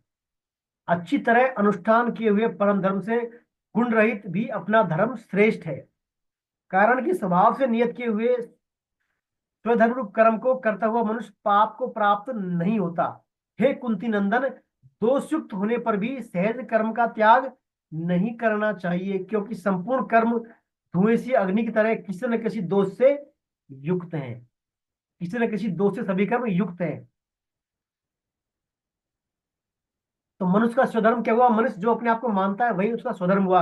अपने आप को मनुष्य विद्यार्थी मानता है तो विद्या का अध्ययन करना स्वधर्म हुआ उसका। अपने आप को गृहस्थ मानता है तो गृहस्थी धर्म का पालन करना स्वधर्म हुआ उसको। और अपने आप को साधन मानता है तो साधन करना उसका स्वधर्म हुआ। तो मनुष्य जो भी अपने को वर्ण आश्रम के अनुसार जो भी मानता है उसके कर्म उसका क्या है? स्वधर्म है। उनको उसकी पालन करना चाहिए। यदि उनमें दोष भी है तो उसको दोष नहीं लगेगा, क्योंकि वो शास्त्रीय आज्ञा का पालन कर रहा है। तो भगवान बता रहे हैं नियत कर्मों का हमें अवश्य जो है पालन करना, नियत कर्तव्य कर्मों का अवश्य पालन करना चाहिए। देखिए, बड़ी खास बात है, जो भी हमारा कर्म है जिस भी वर्ण में है हम अवश्य उसको करना चाहिए। कोई उसमें हमारा कोई दोष है नहीं। क्योंकि अर्जुन ने कहा था भगवान से मैं युद्ध नहीं करूंगा, कहा ना पहले अध्याय में युद्ध नहीं करूंगा, मैं तो भिक्षा मांग के जो है अपना जीवन यापन कर लूंगा, क्योंकि युद्ध में हिंसा लगेगा। उसको हिंसा दिख रहा है कि मैं युद्ध में हिंसा करूंगा। तो भगवान ने कहा भाई आप क्षत्रिय हो अर्जुन, आपका कर्म है युद्ध करना। क्षत्रिय बताया ना अभी, ब्राह्मण क्षत्रिय वैश्य शूद्र के पालन। आपका युद्ध युद्ध में पीठ दिखाना वो नहीं है कर्तव्य कर्म। आपका कर्तव्य में युद्ध में वीरता दिखाना, युद्ध करना। तो ये तो आपको करना ही पड़ेगा। और अभी आप नहीं करोगे तो अभी आपकी जो अंदर वृत्ति बैठी है वो करवा देगी आपसे। हर व्यक्ति में वृत्तियां होती है अपने स्वभाव के अनुसार, आश्रम वर्ण के अनुसार। वो कर्म करवा देती है उससे नहीं चाहते हुए भी। अर्जुन को यह भगवान कह रहे हैं क्योंकि तो आप क्षत्रिय हो तो आपकी क्या है? युद्ध करना है। भीख मांगना कर्तव्य नहीं है आपका। आपका कर्तव्य है युद्ध करना। उसी से तुम्हारा कल्याण होगा स्वधर्म पालन से। और इसके अलावा यदि आप या दूसरा काम करो तो वो आपके लिए क्या पतनकारी है, उससे आपका कल्याण नहीं होगा। ये तो बात भगवान बताते हैं स्वधर्म। अब वैसे वास्तव में स्वधर्म क्या है? अपना अपना सभी का है, जीवों का, सभी का कलयुग में स्वधर्म है अपने अंश की सेवा करना। अपना धर्म वर्तमान कलिकाल में यही धर्म है, अपना अपने अंश की सेवा करना। चाहे उसका स्मरण के द्वारा सेवा, जो भगवान ने भक्ति के बताया 9 तरीके, वैसे सेवा करें, कैसे भी करें हम अपने अंश की सेवा करना, उसी से हमारा कल्याण हो जाएगा। उसी सेवा से हमारा कल्याण हो जाएगा। ये इस श्लोक भगवान स्वधर्म के बारे में और बताते हैं बात। अब इसी बातों को, इन्हीं बातों को भगवान क्या है ज्ञान योग या सांख्य योग की दृष्टि से बताते हैं। कर्म योग की दृष्टि से, गीता में देखिए भक्ति योग की दृष्टि से बताई बातों को, ज्ञान योग और कर्म योग की दृष्टि से। आने वाले श्लोक में ज्ञान योग की दृष्टि से भगवान इन बातों को बता रहे हैं। श्लोक नंबर 4950, 4950। और पढ़ेंगे श्लोक नंबर 4950। मोनी जी आप पढ़ लें श्लोक आज 4950 जी। हरे कृष्ण प्रभु जी, हरे हरे कृष्ण। कृष्णा हरे कृष्णा। असक्त बुद्धि सर्वत्र जितात्मा विगत स्पृहा नैष्य कर्म सिद्धिं परमां संन्यासेनाधिगच्छति। सिद्धि प्राप्तो यथा ब्रह्म तथाप्नोति निबोध मे। समासेन कौन्तेय निष्ठा ज्ञानस्य या परा। हरे कृष्ण प्रभु जी। निष्ठा हिंदी ज्ञान या परा। हरे कृष्णा। हिंदी भी पढ़ोगे प्रभु जी? हाँ पढ़ हिंदी। दीजिए, नहीं पढ़ दीजिए आप। जिसकी बुद्धि सब जगह आसक्ति रहित है, जिसने शरीर को वश में कर रखा है, जो स्पृहा रहित है, वह मनुष्य सांख्य योग के द्वारा सर्वश्रेष्ठ नैष्य कर्म सिद्धि को प्राप्त हो जाता है। हे कौन्ते, सिद्धि अंतःकरण की शुद्धि को प्राप्त हुआ साधक ब्रह्म को, जो कि ज्ञान की परानिष्ठा है, जिस प्रकार से प्राप्त होता है उस प्रकार को तू मुझसे संक्षेप में ही समझो।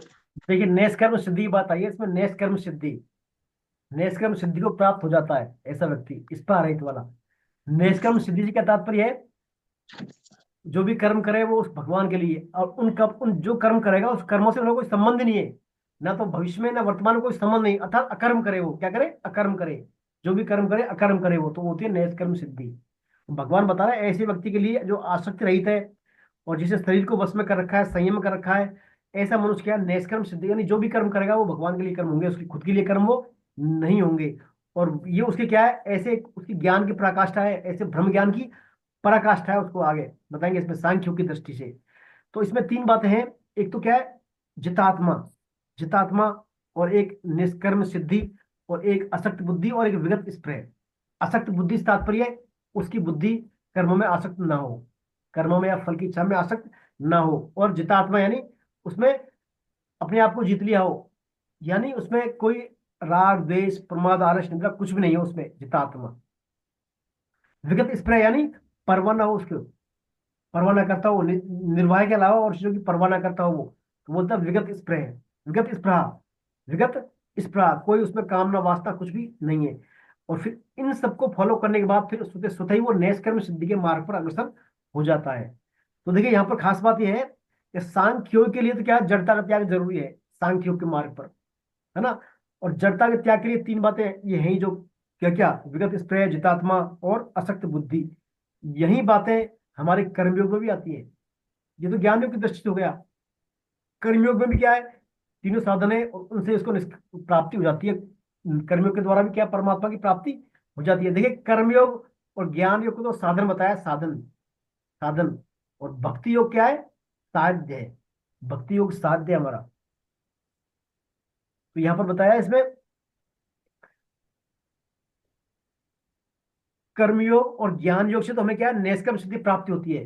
कर्मयोग और ज्ञान योग से तो हमें नैष्कर्म सिद्धि प्राप्ति होती है, परंतु भक्ति योग से परम नैष्कर्म सिद्धि प्राप्त होती है, क्योंकि भक्ति योग साध्य है। हालांकि यदि किसी योग विशेष के प्रति मताग्रह नहीं हो तो तीनों से फल भी एक ही प्राप्त होगा।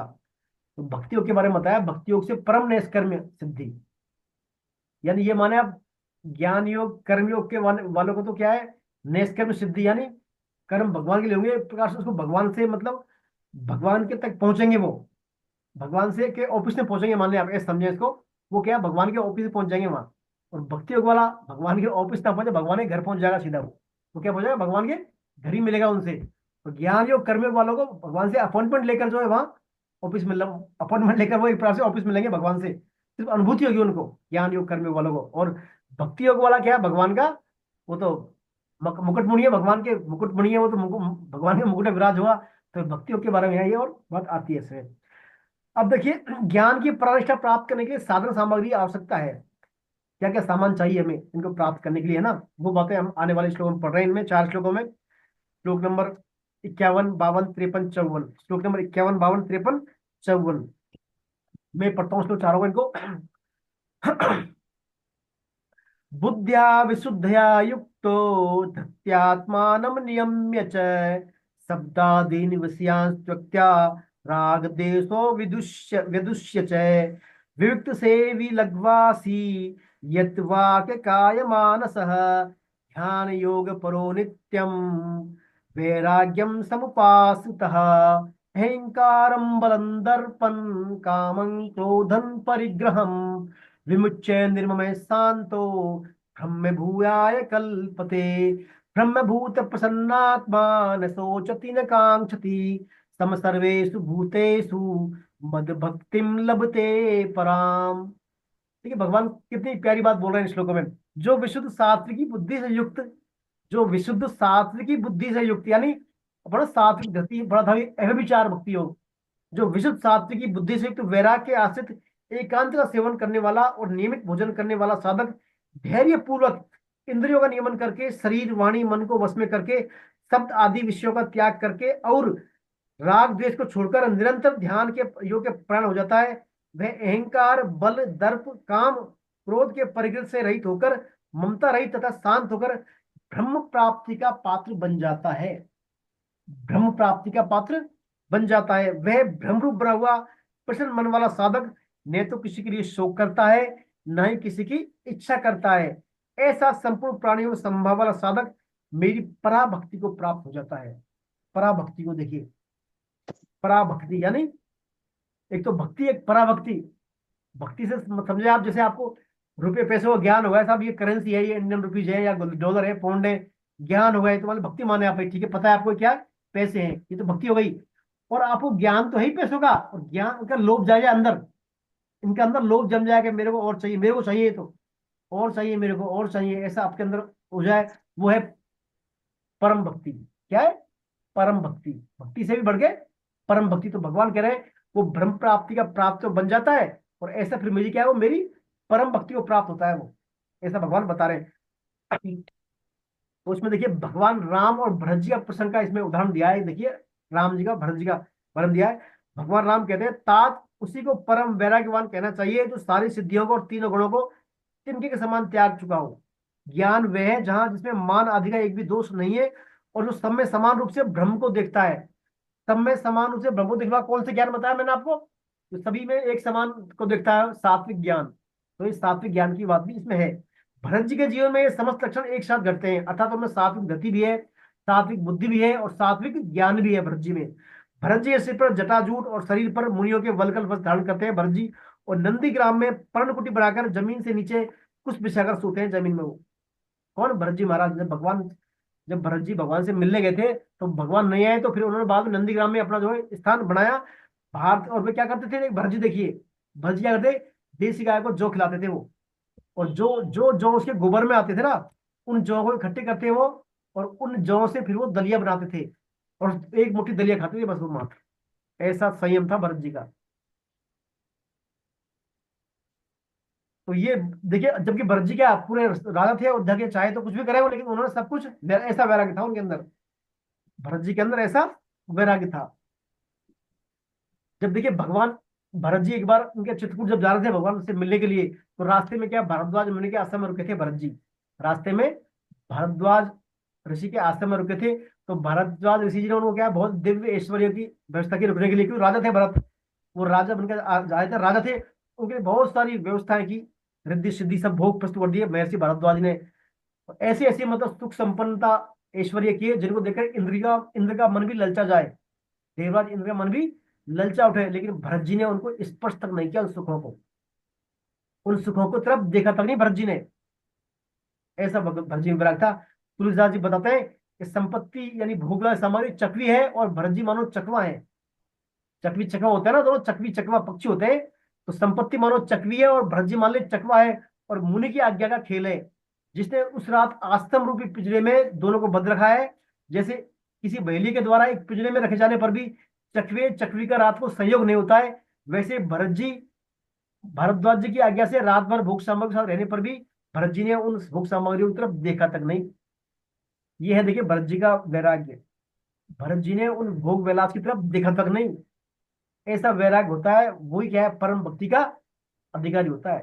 क्योंकि आश्रय नहीं है भरत जी को, भरत जी को सांसारिक सुख आसक्ति का आश्रय है ही नहीं वहां पर, बिल्कुल सिर्फ सिर्फ भगवान राम का, भगवान रघुनंदन का आश्रय है। तो ये इसमें और आती है बात।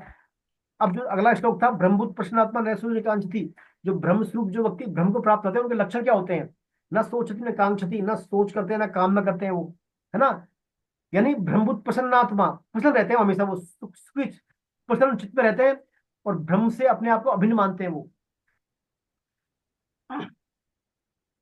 तो यहाँ इसमें बताया मैं ब्रह्म का स्वरूप ऐसा अनुभव वाला ब्रह्मभूत है, और हमेशा प्रसन्न रहने वाला, बिना शोक के बिना इच्छा के, और चित्त में शांत हो। लेकिन सुख और भोग बुद्धि मिटने पर अंतःकरण में स्वाभाविक शांति आ जाती है। यदि हमारे चित्त में भोग बुद्धि रहे, मिट जाए, तो अंतःकरण में स्वाभाविक शांति आ जाती है, और उससे फिर क्या पराभक्ति प्राप्त होती है। जिस दिया इसमें वही पैसे वाला उदाहरण दिया है इसमें।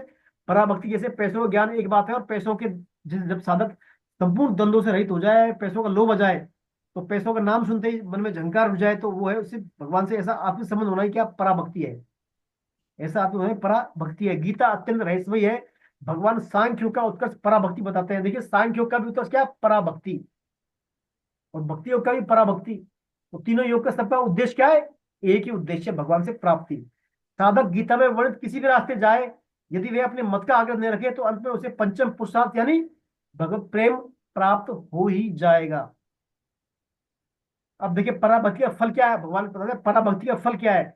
भक्त्या मामाभिजानाति यावान याश्चास्मि तत्वतः ततो माम तत्वतो ज्ञात्वा विसते तदनंतरम। उस पराभक्ति से मुझे, मैं जितना हूं और जो हूं, इसको तत्व से जान लेता है, फिर मुझे तत्व से जानकर तत्काल मुझमें प्रविष्ट हो जाता है। तत्काल मुझमें, देखो भगवान में प्रविष्ट होना है, नहीं भगवान के धाम में एंटर मार जाना, भगवान के घर में एंटर मार जाना, पराभक्त। गीता में अभी ना यावान या चास्मी, यावान मानी सब जगह वासुदेव सर्वम भाव वाला, सब जगह भगवान है ऐसा। तो यावान यानी वासुदेव सर्वम को कहा यावान, इसी एक तत्व को भगवान कहीं दो रूपों में, अपरा परा क्षेत्र क्षेत्र अलग अलग नाम दिए भगवान ने, प्रकृति पुरुष है ना, पुरुषोत्तम भिन्न नामों से। तो कहीं तीन रूपों से, क्षर अक्षर पुरुषोत्तम कहते हैं, वहीं अनेक रूपों में प्रकट लीला कर रहे हैं भगवान। ऐसा जानना ही तत्व से जानना है भगवान को। भक्ति विशेष इसलिए है, बुद्धिमान पुरुष चाहे वह सकाम भाव वाला हो या निष्काम भाव वाला, उसे केवल और केवल परम पुरुष भगवान कृष्ण की आराधना करनी चाहिए। अपन पता है चार प्रकार के भक्त होते हैं, आर्थ अर्थार्थी जिज्ञासु ज्ञानी। लेकिन चारों क्या है, भगवान के भक्त है वो। भली कामना है, अर्थ की कामना है, प्रतिकूलता दूर करने की कामना है, जिज्ञासा है, और प्रेम है किससे, भगवान से। तो वो चारों क्या, भगवान के भक्त है। तो ऐसे ही चाहे सकाम आराधना हो चाहे निष्काम आराधना हो, भगवान ही आपकी आराधना में होने चाहिए। और भगवान के अलावा और कोई संसार के आश्रय आएगा फिर आप भक्त नहीं कहलाएंगे। तो ये इसमें बात बताइए, इसमें एक मार्ग बात बताइए। ज्ञान मार्ग चलने वाले साधक में तत्व से जानना पृष्ठ होना दो बात होती है, लेकिन भक्ति मार्ग वाले साधक में क्या है, जानना मानना और प्रविष्ट होना तीन बात होती है। अर्थात भक्ति मार्ग वाला भगवान से मिल भी सकता है, भक्ति मार्ग वाला व्यक्ति भगवान से मिल भी सकता है। ज्ञान मार्ग कर्म वाला जान जाएगा मान जाएगा भगवान को, लेकिन भक्ति वाला इन दोनों का भगवान में धाम में प्रविष्ट भी हो जाता है। मैंने बताया ना, वो तो ऑफिस तक मिल के आ जाएंगे, ऑफिस में दोनों, तो ये घर में भी चल जाएगा। अब आइए श्लोक नंबर 46 और 47 पढ़ते हैं, 56-57। कौन पढ़ेंगे 56-57 श्लोक? मोनी जी आप पढ़े 56-57 श्लोक। हरे कृष्णा। हाँ पढ़े 56-57। सर्वकर्मण्यापि सदा कुर्वाणो मदया प्रश्रयः मत प्रसादादवाप्नोति शाश्वतं पदमव्ययम् चेतसा सर्वकर्माणि मयि सन्न्यस्य मत्परः बुद्धियोगमुपाश्रित्य मच्चित्त सततं भव। हरे कृष्णा प्रभु जी। मेरा आश्रय लेने वाला भक्त सदा सब कर्म करता हुआ भी मेरी कृपा से शाश्वत अविनाशी पद को प्राप्त हो जाता है। चित्त से संपूर्ण कर्म मुझ में अर्पण करके मेरे परायण होकर तथा समता का आश्रय लेकर निरंतर मुझ में चित्त वाला हो जा। हरे कृष्ण प्रभु। हरे कृष्ण। अब देखिए भगवान बता रहे हैं फल इसका, ये सात्विकता, भगवान ने सात्विकता जो बताई, भगवान ने सात्विक बुद्धि धति कर्ता कर्म सुख सबका जो आश्रय देने वाला, और अंत में भगवान का आश्रय देने वाला क्या प्राप्त होता है उसको, अंत में वो भगवान के द्वारा भगवान के शाश्वत अविनाशी पद को प्राप्त हो जाता है। साथ ही साथ भगवान कह रहे हैं यदि सभी कर्मों का मुझे अर्पण कर दे, मत कर्म कर मत परमो भरो था ना, सभी कर्मों को मुझको अर्पण कर दे और मेरा आश्रय हो तो वो मुझ में चित्त वाला हो जाता है। भगवान फल बता रहे हैं इसका, देखिए मेरा अनन्य भाव से आश्रय देने वाला यानी मध्यापाश्रय यानी मेरा आश्रय देने वाला, मत प्रसाद मेरी कृपा से मुझे प्राप्त करता है, यानी बैकुंठ लोक को, सतलोक साकेत लोक जो भी जिसका आदिष्ट है उसको। तो भगवान कहते हैं मेरी कृपा से तू शाश्वत अविनाशी पद को प्राप्त कर लेगा। परम पद की प्राप्ति कर्मों से या किसी साधन से नहीं होती, अपितु बहुत कृपा से होती है। भगवान की प्राप्ति किससे होती है, कोई साधन से नहीं होती, किससे होती है, बहुत कृपा से होती है प्राप्ति। कृपा साध्य परमात्मा प्राप्ति क्या है, कृपा साधने की साधन साध्य। भगवान की कृपा ही वास्तविक बल है। हम साधन तो करें लेकिन साधन की सिद्धि बहुत कृपा से ही होती है। साधन सिद्धि किस होती है, भगवत कृपा से होती है। ऐसी जागृति हमेशा बनी रहे। साधन करें लेकिन आश्रय केवल भगवान का रखें, साधन का आश्रय नहीं रखें। भगवान सिर्फ आश्रय को देखते हैं, क्रिया में दोष को नहीं देखते। देखिए भगवान सिर्फ देखते हैं आश्रय किसका है, इसमें दोष लग रहा है या कर नहीं पा रहा क्या है, वो अलग बात है सब। भगवान सिर्फ आश्रय को देखते हैं, क्रिया को नहीं देखते। तो मेन महत्वपूर्ण बात है सिर्फ और सिर्फ भगवान का आश्रय हो। इसमें देखिए हनुमान जी का प्रश्न दिया है, भगवत कृपा कितनी बलवान है, यह बात हमें इस वृत्तांत से पता चल जाती है। सीता माता की खोज करने के लिए चारों दिशाओं में भगवान ने बानरों को दल भेजे, बंदरों के चारों दिशाओं में, लेकिन भगवान ने अपनी मुट्ठी का जो मुद्रिका थी, अंगूठी हाथ की, वो किसकी दी, वो कृपा से हनुमान जी को दी। मानो सब कुछ पहले से ही डिसाइडेड है। हनुमान जी उसे मुख में रखकर अर्थात राम नाम का आश्रय लेकर अपार दुष्ट समुद्र को गोकुल के समान पार कर जाते हैं और प्रभु के संदेश को माता जानकी तक पहुंचा देते हैं। इसी प्रकार रावण के दरबार में अंगद का अपना पैर रोककर शपथ लेते हैं, लेकिन प्रभु कृपा से उनका प्रण क्या है, सच्चा होता है। प्रभु कृपा देखिए, प्रभु कृपा का आश्रय हनुमान जी में और अंगद में भी। उसलिए तो हनुमान जी पहुंच गए वहां। तो ये इसमें कृपा के बारे में भगवान ने और बताया है। फिर भगवान कहते हैं मुझ में मेरा आश्रय, मुझ में चित्त वाला, मतलब सभी कर्मों को तू मेरे को अर्पण कर दे। सर्व सभी कर्मों को क्या है, चेतसा सर्वकर्मणि मैया मई सन्निश्चय, सभी कर्मों को तू मेरे को अर्पण कर दे। और चित्त से अर्पित करने का तात्पर्य क्या है, मान लेना। कर्म मतलब सभी कर्मों को बर्बाद अर्पण करने का मतलब क्या है, अपने मन, बुद्धि, शरीर, पदार्थ, घटना सब कुछ क्या है भगवान कृष्ण के, ये मेरे है ही नहीं है, ऐसा मान लेना। क्या है, उनको अर्पण कर देना। मत पर यानी मेरे को सब मेरे को अर्पित कर दे तू, है ना। और समता का आश्रय रख, यानी अपनी बुद्धि का आश्रय मत ले तू, तेरे समता का आश्रय निष्काम दाता से कर। ऐसा करके तू क्या है, फिर नैष्ठिक ब्रह्म अर्थात ब्रह्म के निकट पहुंच जाएगा, अर्थात भगवान के धाम के निकट पहुंच जाएगा। मत चित सत्यम भव, यानी मेरे में निरंतर चित्त वाला हो जाएगा। फिर तू निरंतर मेरे में ही चित्त रहेगा, तेरा बुद्धि अहंकार चित्त सब कुछ क्या भगवान कृष्ण में लग जाएंगे। फिर तो ये क्या श्रेष्ठ भक्ति है भगवान की, ये क्या है भगवान की श्रेष्ठ भक्ति है। तो इससे क्या होगा, उसकी अहमता में भी परिवर्तन आ जाएगा। भाई मन बुद्धि चित्त सब भगवान में लग गए, फिर उसका रहा क्या, उसकी अहमता भी क्या है, मैं भगवान का, भगवान मेरे। ये अहमता फिर क्या दृढ़ हो जाएगी, ये इसको धारण कर लेगा बात को वो, कि मैं जो भी हूँ भगवान का ही हूँ। मैं भगवान का, भगवान मेरे, मेरा कुछ है नहीं। मन बुद्धि संसार भी मेरा नहीं है, भगवान का ही है। ऐसा करने से उसका अहंकार जो है खत्म हो जाएगा, और भगवान में उसका अहंकार लग जाएगा। और ऐसा करके फिर वो क्या है, वो सप्तम भव, हमेशा निरंतर भगवान में भगवान का चिंतन करता रहेगा, भगवान में स्थित वो रहेगा। ये इसमें बात है। फिर भगवान कहते हैं इसके बाद और क्या होगा, फिर भी तेरे अंदर कमी रह जाएगी, मान लीजिए कुछ और कमी रह जाएगी अहंकार संबंधी, तो उसको भी भगवान पूरा कर देंगे, दूर कर देंगे। वो कैसे कर देंगे, आइए इस श्लोक में पढ़ते हैं 57, 58, 59 और 60। मैं पढ़ता हूँ फिर।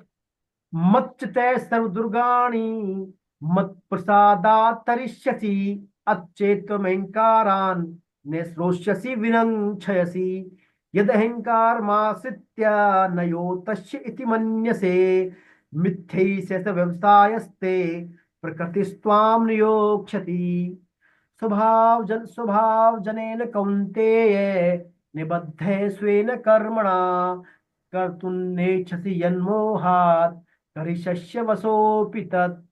अर्थात मुझ में चित्त वाला, अर्थात मैं चित्त वाला होकर तू मेरी कृपा से संपूर्ण विघ्नों को तर जाएगा। देखिए मेरी कृपा से संपूर्ण विघ्नों को तर जाएगा। अब भगवान का देखिए 18.56 से 18.65 तक खास श्लोक चलेंगे भगवान के, आप ध्यान से पढ़ना थोड़ा भी। ये क्या भगवान भक्ति योग का वो बता रहे सार, 18.56 से 18.65 तक गीता का सार चल रहा है, मान लीजिए आप एक्सट्रैक्ट होता है बिल्कुल सार सार भक्ति योग का वो दे रहे हैं भगवान। ध्यान से पढ़िए थोड़ा। भगवान कह रहे हैं मुझ में चित्त वाला होकर तू मेरी कृपा से संपूर्ण विघ्नों को तर जाएगा, और यदि तू अहंकार के कारण मेरी बात नहीं सुनेगा तो तेरा पतन हो जाएगा। क्या हो जाएगा, तेरा पतन हो जाएगा, तेरे अहंकार के कारण बातें नहीं सुनी तो। अहंकार का आश्रय लेकर तू जो ऐसा मान रहा है कि मैं युद्ध नहीं करूंगा, तेरा यह निश्चय मिथ्या नहीं झूठा है, तेरा निश्चय कि मैं युद्ध नहीं करूंगा, क्योंकि तेरी छात्र प्रकृति तुझे युद्ध कर्म में लगा देगी। तेरी छात्र जो क्षत्रिय प्रवृत्ति है तुझे युद्ध कर्म में लगा देगी। हे कुंती नंदन, अपने स्वभावजन कर्म से बंधा हुआ तू मोह के कारण जिस युद्ध को नहीं करना चाहता उसको भी तू छात्र प्रकृति परवश होकर करेगा। मैंने अपने अपने स्वभाव गुण कर्मों के अनुसार व्यक्ति कर्तव्य कर्म करता ही है। तो भगवान क्या कह रहे हैं, मेरी कृपा से सभी दुर्गुणों को तर जाएगा। तेरे अंदर कोई भी दुर्गुण है, कमी है ना, तो वो मेरी कृपा से तर जाएगा। और यदि तू अहंकार बस मेरी बात नहीं मानेगा तो फिर क्या है, तेरा पतन हो जाएगा। क्योंकि अर्जुन तू अहंकार बस कह रहा है मैं युद्ध कर्म नहीं करूंगा, और चूंकि तू क्षत्रिय है, तेरा धर्म है युद्ध करना, तो तू नहीं करेगा तो भी तेरी छात्र प्रवृत्ति तुझे युद्ध कर्म में लगा ही देगी, और परवश होगा फिर युद्ध तू करेगा। तो भगवान ने पहला कहा इस पे मेरा, मेरे मतलब मेरे मुझ में चित्त वाला होकर, यानी मेरे में मन बुद्धि अर्पण करने वाला तू मेरी कृपा से संपूर्ण को सुख दुख, संपूर्ण शोक दुख इनको इसे तर जाएगा। अर्थात तुझे कुछ भी प्रयास नहीं करना पड़ेगा। देखिए अब भगवान स्पष्ट गारंटी दे रहे हैं, तुझे बुराइयां दूर करने के लिए कोई प्रयास नहीं करना है, मेरी कृपा से तर जाएगा। तो कब, जब मुझ में तू चित्त अर्पण करने वाला होगा, मन बुद्धि से मेरा चिंतन करेगा, तो मेरी कृपा से तेरे सब बाधा विघ्न क्लेश दूर हट जाए। भगवान गारंटी दे रहे हैं यहाँ पर। देखिए पहले मेरे में चित्त वाला तो हो, एक बार तू मेरे में चित्त वाला हो जाएगा, तेरी सब समस्याओं का समाधान हो जाएगा। इसका तात्पर्य है कि भक्त अपनी तरफ से जितना समझ में आ जाए उतना सावधानी जरूर कर ले, लेकिन बाद में कुछ कमी रह जाएगी वह भगवान उसको अवश्य अवश्य भगवान पूरी कर देंगे।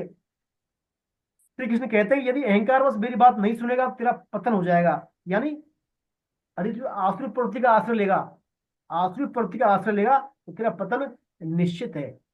आसुरी प्रवृत्ति तात्पर्य तू अपने आप को मानेगा अभिमान पूर्वक, मैं मेरा मानेगा, तेरा पतन निश्चित है।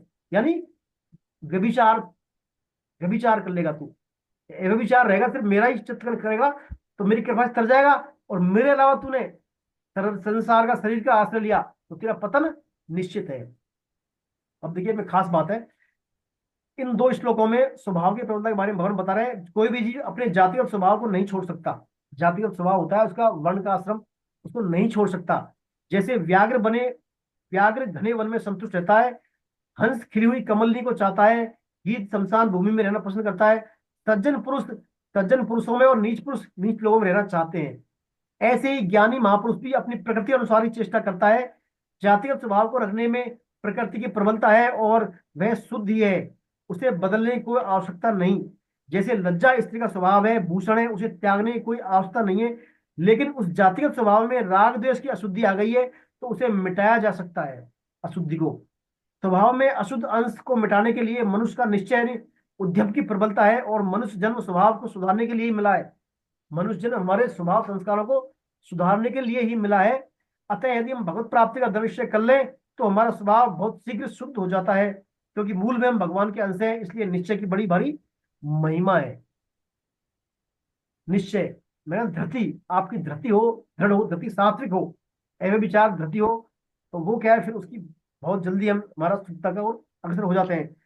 देखिए इस बताया दुराचार से दुराचारी मनुष्य भी इस दृढ़ संकल्प से कर ले इसको तो भगवान उनको साधु कह देते हैं, है ना। तो साधु भस्ते माम अनन्य भाग ना, बड़ी बुरे से बुरा भी, पापी से पापी भी है, और वो एक बार निश्चय कर ले तो उसको साधु समझना चाहिए। भगवान 9वें अध्याय में भगवान ने कहा था 30वें श्लोक में, इस निश्चय से स्वभाव का अशुद्ध अंश मिट जाएगा।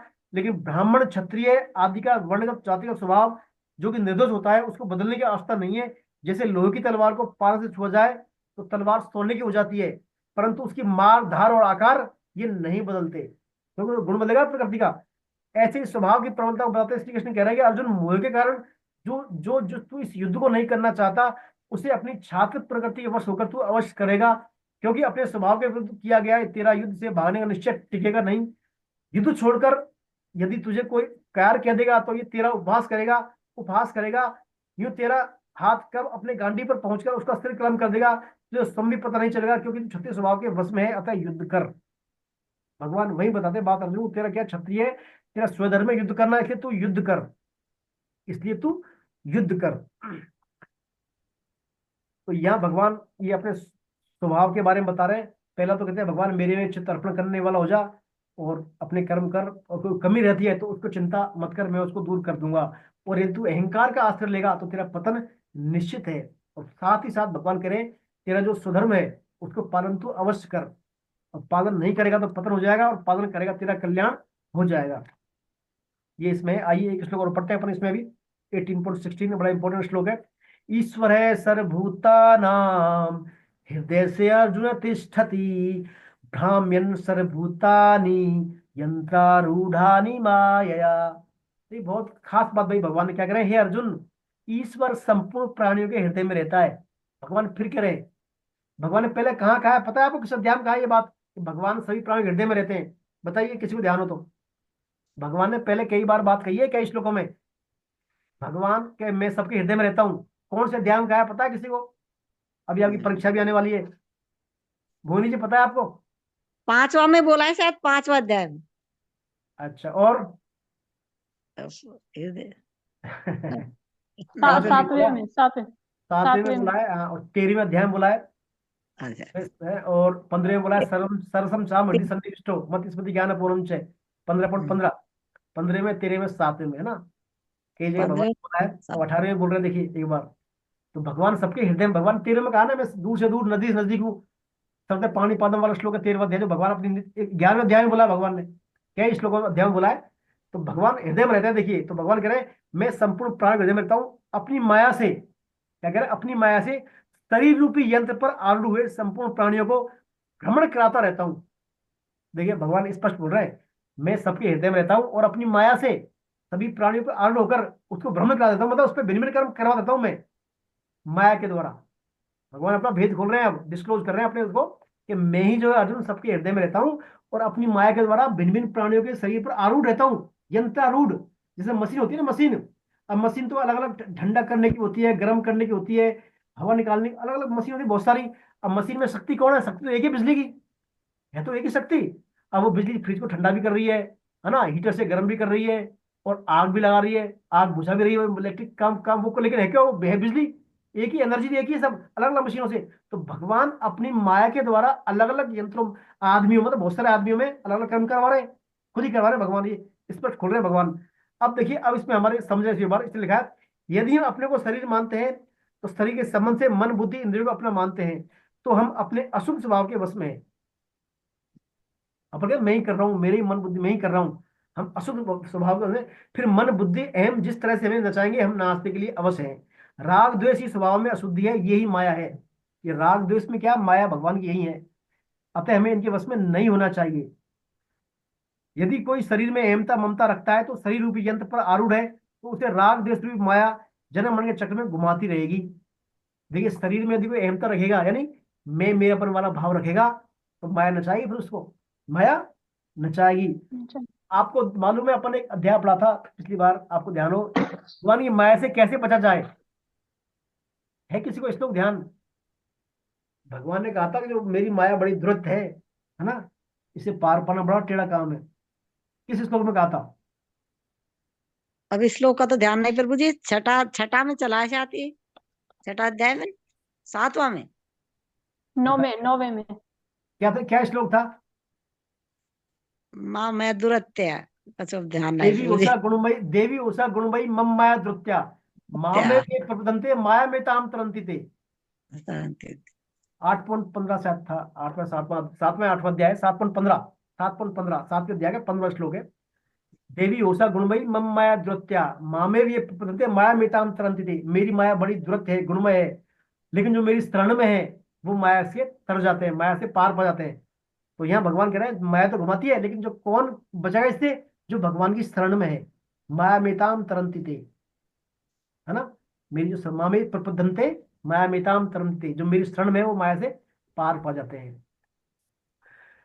तो हम शरीर में यदि अहमता रखेंगे तो हम माया हमें घुमाती रहेगी। जैसे कोई रेलगाड़ी पर चढ़ जाता है तो उसे परवस्था से रेलगाड़ी के अनुसार ही गतिमान रहना होगा, ऐसे ही भगवान की शक्ति प्रकृति हमारे स्वभाव के अनुसार प्रेरणा करती है। भगवान का इसमें कोई लेना देना नहीं है। जैसे बिजली का कोई आग्रह नहीं कि यंत्र आग लगाए, बर्फ जमाए, कुछ करे, इसी प्रकार भगवान कोई आग्रह नहीं है, लेकिन मनुष्य राग द्वेष के वश होकर निषिद्ध कर्म कर बैठता है। अब देखिए, बिजली थोड़ी कहती है भाई आपके ठंडा कर गर्म करो, जैसा मशीन बनाया है, जो व्यवस्था है उसमें। अब वो व्यवस्था हमारे में अंदर स्वभाव के अनुसार राग है, द्वेष है, कामना है, ममता है, हेमता जो भरी है, वैसे वैसे पे एनर्जी काम करती है भगवान की, फिर वो अपने को है तो एनर्जी वही। अब वो थोड़ी कहती है आप ये करो, लेकिन हम उसको अपने हिसाब से कंडीशनिंग कर लेते हैं उससे, कंडीशनिंग। जैसे शेर में वही ताकत क्या करती है, शिकार करने काम आती है ना। और वही एक मनुष्य में ताकत क्या है, अपने इनोवेशन करने में काम आती है, अलग अलग। तो कंडीशनिंग कर लेते हैं, है ताकत वही, सोर्स वही है ना। तो इसमें कुछ क्वेश्चन आंसर के साथ समझा गया। देखिए, ऐसा कहा, पढ़ लेते हैं इसको अपन, अच्छे हैं क्वेश्चन आंसर, काफी कंसेप्ट क्लियर होंगे इसमें। ऐसा कहा जाता है कि जैसा विधाता को मंजूर होता है वह मन बुद्धि में वैसे प्रेरणा कर देता है। फिर कर्मों में हमारी स्वतंत्रता कहाँ रही?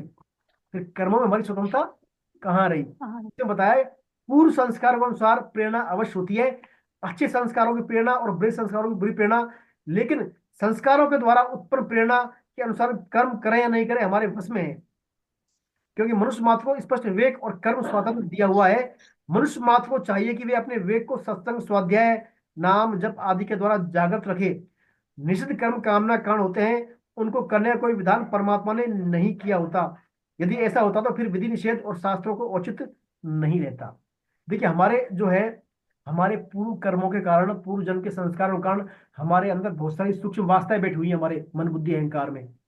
अब ये क्या है, इनको जैसे अनुकूलता मिलती है तो ये स्फुरण आती है मन में, हमारे स्फुरण आती है हमारे मन में, ऐसा हो जाए वैसा हो जाए, आती है बहुत सारी। अब क्या करते हैं, जो समझदार साधक है, बुद्धिमान है, वो क्या करते हैं, इन स्फुरणों को आने जान देते हैं, इनसे चिपकते नहीं है। लेकिन जो कम समझने वाले हैं, शास्त्रों का ज्ञान नहीं है, वो क्या है, स्फुरणों का चिपक जाते हैं इनको। जैसे स्फुरण आई साहब, मेरे को ऑडी गाड़ी होनी चाहिए मेरे पास, किसी को गाड़ी आ रही जा रही देख लिया उसने कि मेरे पास भी ऑडी गाड़ी होनी चाहिए, स्पूर्णांग चिपक गए वो, तो फिर संकल्प पड़ जाएगा उसका, मेरे को ऑडी गाड़ी लेनी है मेरे को कैसे भी। तो फिर वो कैसे भी तरीके से गलत प्रकार कैसे भी तरीके से इनके कारण उसको प्राप्त करना चाहेगा, संकल्प हो जाएगा उसको, आसक्ति हो जाएगी उसमें, और फिर वो विवेक ढकेगा, फिर पतन के मार्ग पर वो आ जाएगा कुल लगे। तो इस संकल्प, तो भगवान हमें बताते हैं कर्म तो हमें करना ही है, बस हम हमारा विवेक जागृत रखना है, विवेक हमारा जागृत रखना है। जैसे आप देखते हैं हमारे घर बैठे हैं यहाँ, रेलगाड़ी पटरियों पर आ रही है जा रही है, रेलगाड़ी खा रही है, रेलगाड़ी जा रही है, अपने घर तो नहीं आ रही रेलगाड़ी, रेल ट्रेन जो पटरी पर जा रही है वो अंदर नहीं आ रही। अंदर क्यों नहीं आ रही? क्योंकि पटरी नहीं है अंदर, अंदर पटरी है नहीं अपने यहाँ, अंदर पटरी हुई तभी तो आएगी वो। ऐसी हमारे अंदर कामनाएं, वासनाएं, स्फुरणाएं बहुत सारी आ रही है जा रही है, आती जाती है, दिन भर आती है, खाली बैठे जैसे ही। अब यदि उसको अपन ने कुछ अनुकूलता दे दी, चंदन कर लिया उसका, तो आ जाएगी अपने मंदिर, चुप जाएंगे उसमें। अब जब घर के अंदर पटरी नहीं है कैसे आएगी ट्रेन? ऐसे हमारे अंदर कामना नहीं है, भगवान का अब आश्रय है, तो कामना हमारे अंदर आएगी नहीं हमारे मन में, वो आके जाएगी, आती जाती रहेगी, वो कोई फर्क नहीं पड़ेगा हमारे उससे। तो भगवान यही कह रहे हैं, हमें हमारा कर्म स्वतंत्र और विवेक विचार के आधार पर करना चाहिए, वो बात इसमें है। आइए दूसरा बताएं, ऐसा कहा जाता है कि हम भगवान के हाथ में कठपुतली मात्र हैं, सब कुछ पहले से निश्चित है। भाई भगवान ने कहा ना, मैं ही जो है माया रूप करना चाहता हूँ। पढ़े, पहली बात क्या दी है इसमें, भगवान के द्वारा मनुष्य के लिए सब कुछ निश्चित नहीं है, हम भगवान की कठपुतलियां हैं, इसमें कोई संशय नहीं। भगवान स्वयं कह रहे हैं कि मैं माया या काल कर्म गुण से उत्पन्न स्वभाव के अनुसार प्राणी मात्र को कठपुतली की भांति घुमाता हूँ। कठपुतलियां भी दो तरह की होती हैं, एक तो अपने स्वभाव से माया के वश में होकर घूमती है, ये घूमना यंत्रणादायक है, माया घुमाती है ना यंत्र के द्वारा, अपन उंगली से घुटाते हैं ये। लेकिन दूसरी कठपुतली भगवान की प्रसन्नता के लिए, उनकी लीला में सहायक होने के लिए घूमती है। जैसे जमूरा जादूगर के अनुसार जादू में भाग लेता है, ऐसे हम भी उस मायापति जादूगर के जमूरे बन जाएं, भगवान की आज्ञा माने, हम भगवान जो कहें वही काम करें। शुद्ध भक्त भगवान श्री कृष्ण की प्रसन्नता के लिए चाहे अनुसार कठपुतली की भांति नाचते हैं, तो ऐसी कठपुतली बनना ही तो मानव जीवन का असली ध्येय है। इसमें कैसा आनंद है बने तो जाने, है ना, इसमें मेलोडी खाओ खुद जान जाओ। हम भगवान की बात मानेंगे तो हमें पता लग जाएगा कैसा क्या है, भगवान की बातें मानेंगे हम, करेंगे ये, तो हमको उसका सात्विक सुख जो मिलेगा हमें रमण करने वाला, खुद ही हम उसकी अनुभूति कर सकते हैं। तीसरा बात आती है इसमें, ऐसा कहा जाता है कि होनहार या भावी बहुत प्रबल होती है, होकर ही रहती है। क्या कहते हैं कि होनहार तब, इस बारे में बताया इसमें। ये बात विहित कर्म के लिए तो कही जा सकती है, लेकिन निषिद्ध कर्म के लिए कभी नहीं। विहित कर्म जो जिनकी शास्त्रों में जिनके लिए कहा है करने के लिए, प्राय मनुष्य अपनी मन बुद्धि के अनुसार ही चलता है, वह अपने स्वभाव को शुद्ध करना ही नहीं चाहता, तो उसके लिए सब कुछ लगभग निश्चित ही है।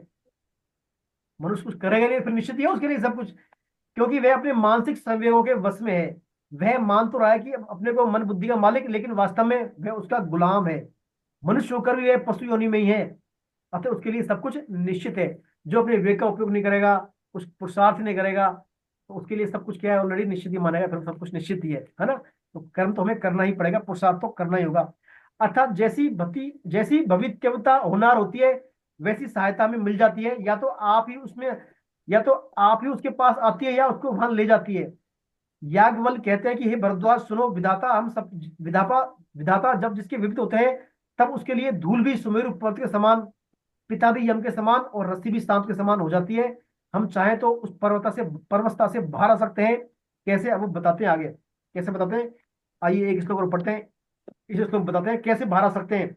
भगवान के तमेव शरणम गच्छ सर्वभावेन भारत, तत्प्रसादात् पराम शांति स्थानम प्राप्ति शाश्वतम। हे भक्त वंशु अर्जुन, तू सर्वभाव से उस ईश्वर की शरण में चला जा, उसकी कृपा से तू परम शांति और अविनाशी पद को प्राप्त हो जाएगा। देखिए क्या कह रहे हैं भगवान, उस ईश्वर की शरण में चला, सर्वभाव से, यानी सब भावों को ईश्वर को समर्पित कर दे, जिससे क्या होगा, तू परम शांति और अविनाशी परम पद को प्राप्त हो जाएगा। अब देखिए, अब आपके अंदर शंका हो रही होगी, भाई भगवान खुद कृष्ण भगवान में बैठे, फिर यूं क्यों करे उस ईश्वर की शरण चल जा।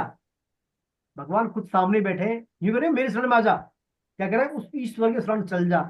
क्या बताया देखिए, यह बताया अति परिचयात वाली, एक होती है अति परिचयात, किसको बोलते हैं, जैसे कोई मान लीजिए साधु संत है, कोई साधु संत है, उससे हमारा बहुत हमारे घर में आ रहा है जा रहा है ना, उससे नजदीक संपर्क है, उससे यार बहुत ज्यादा क्लोजनेस आती है, क्लोजनेस, उसको बोलते हैं अति परिचयात।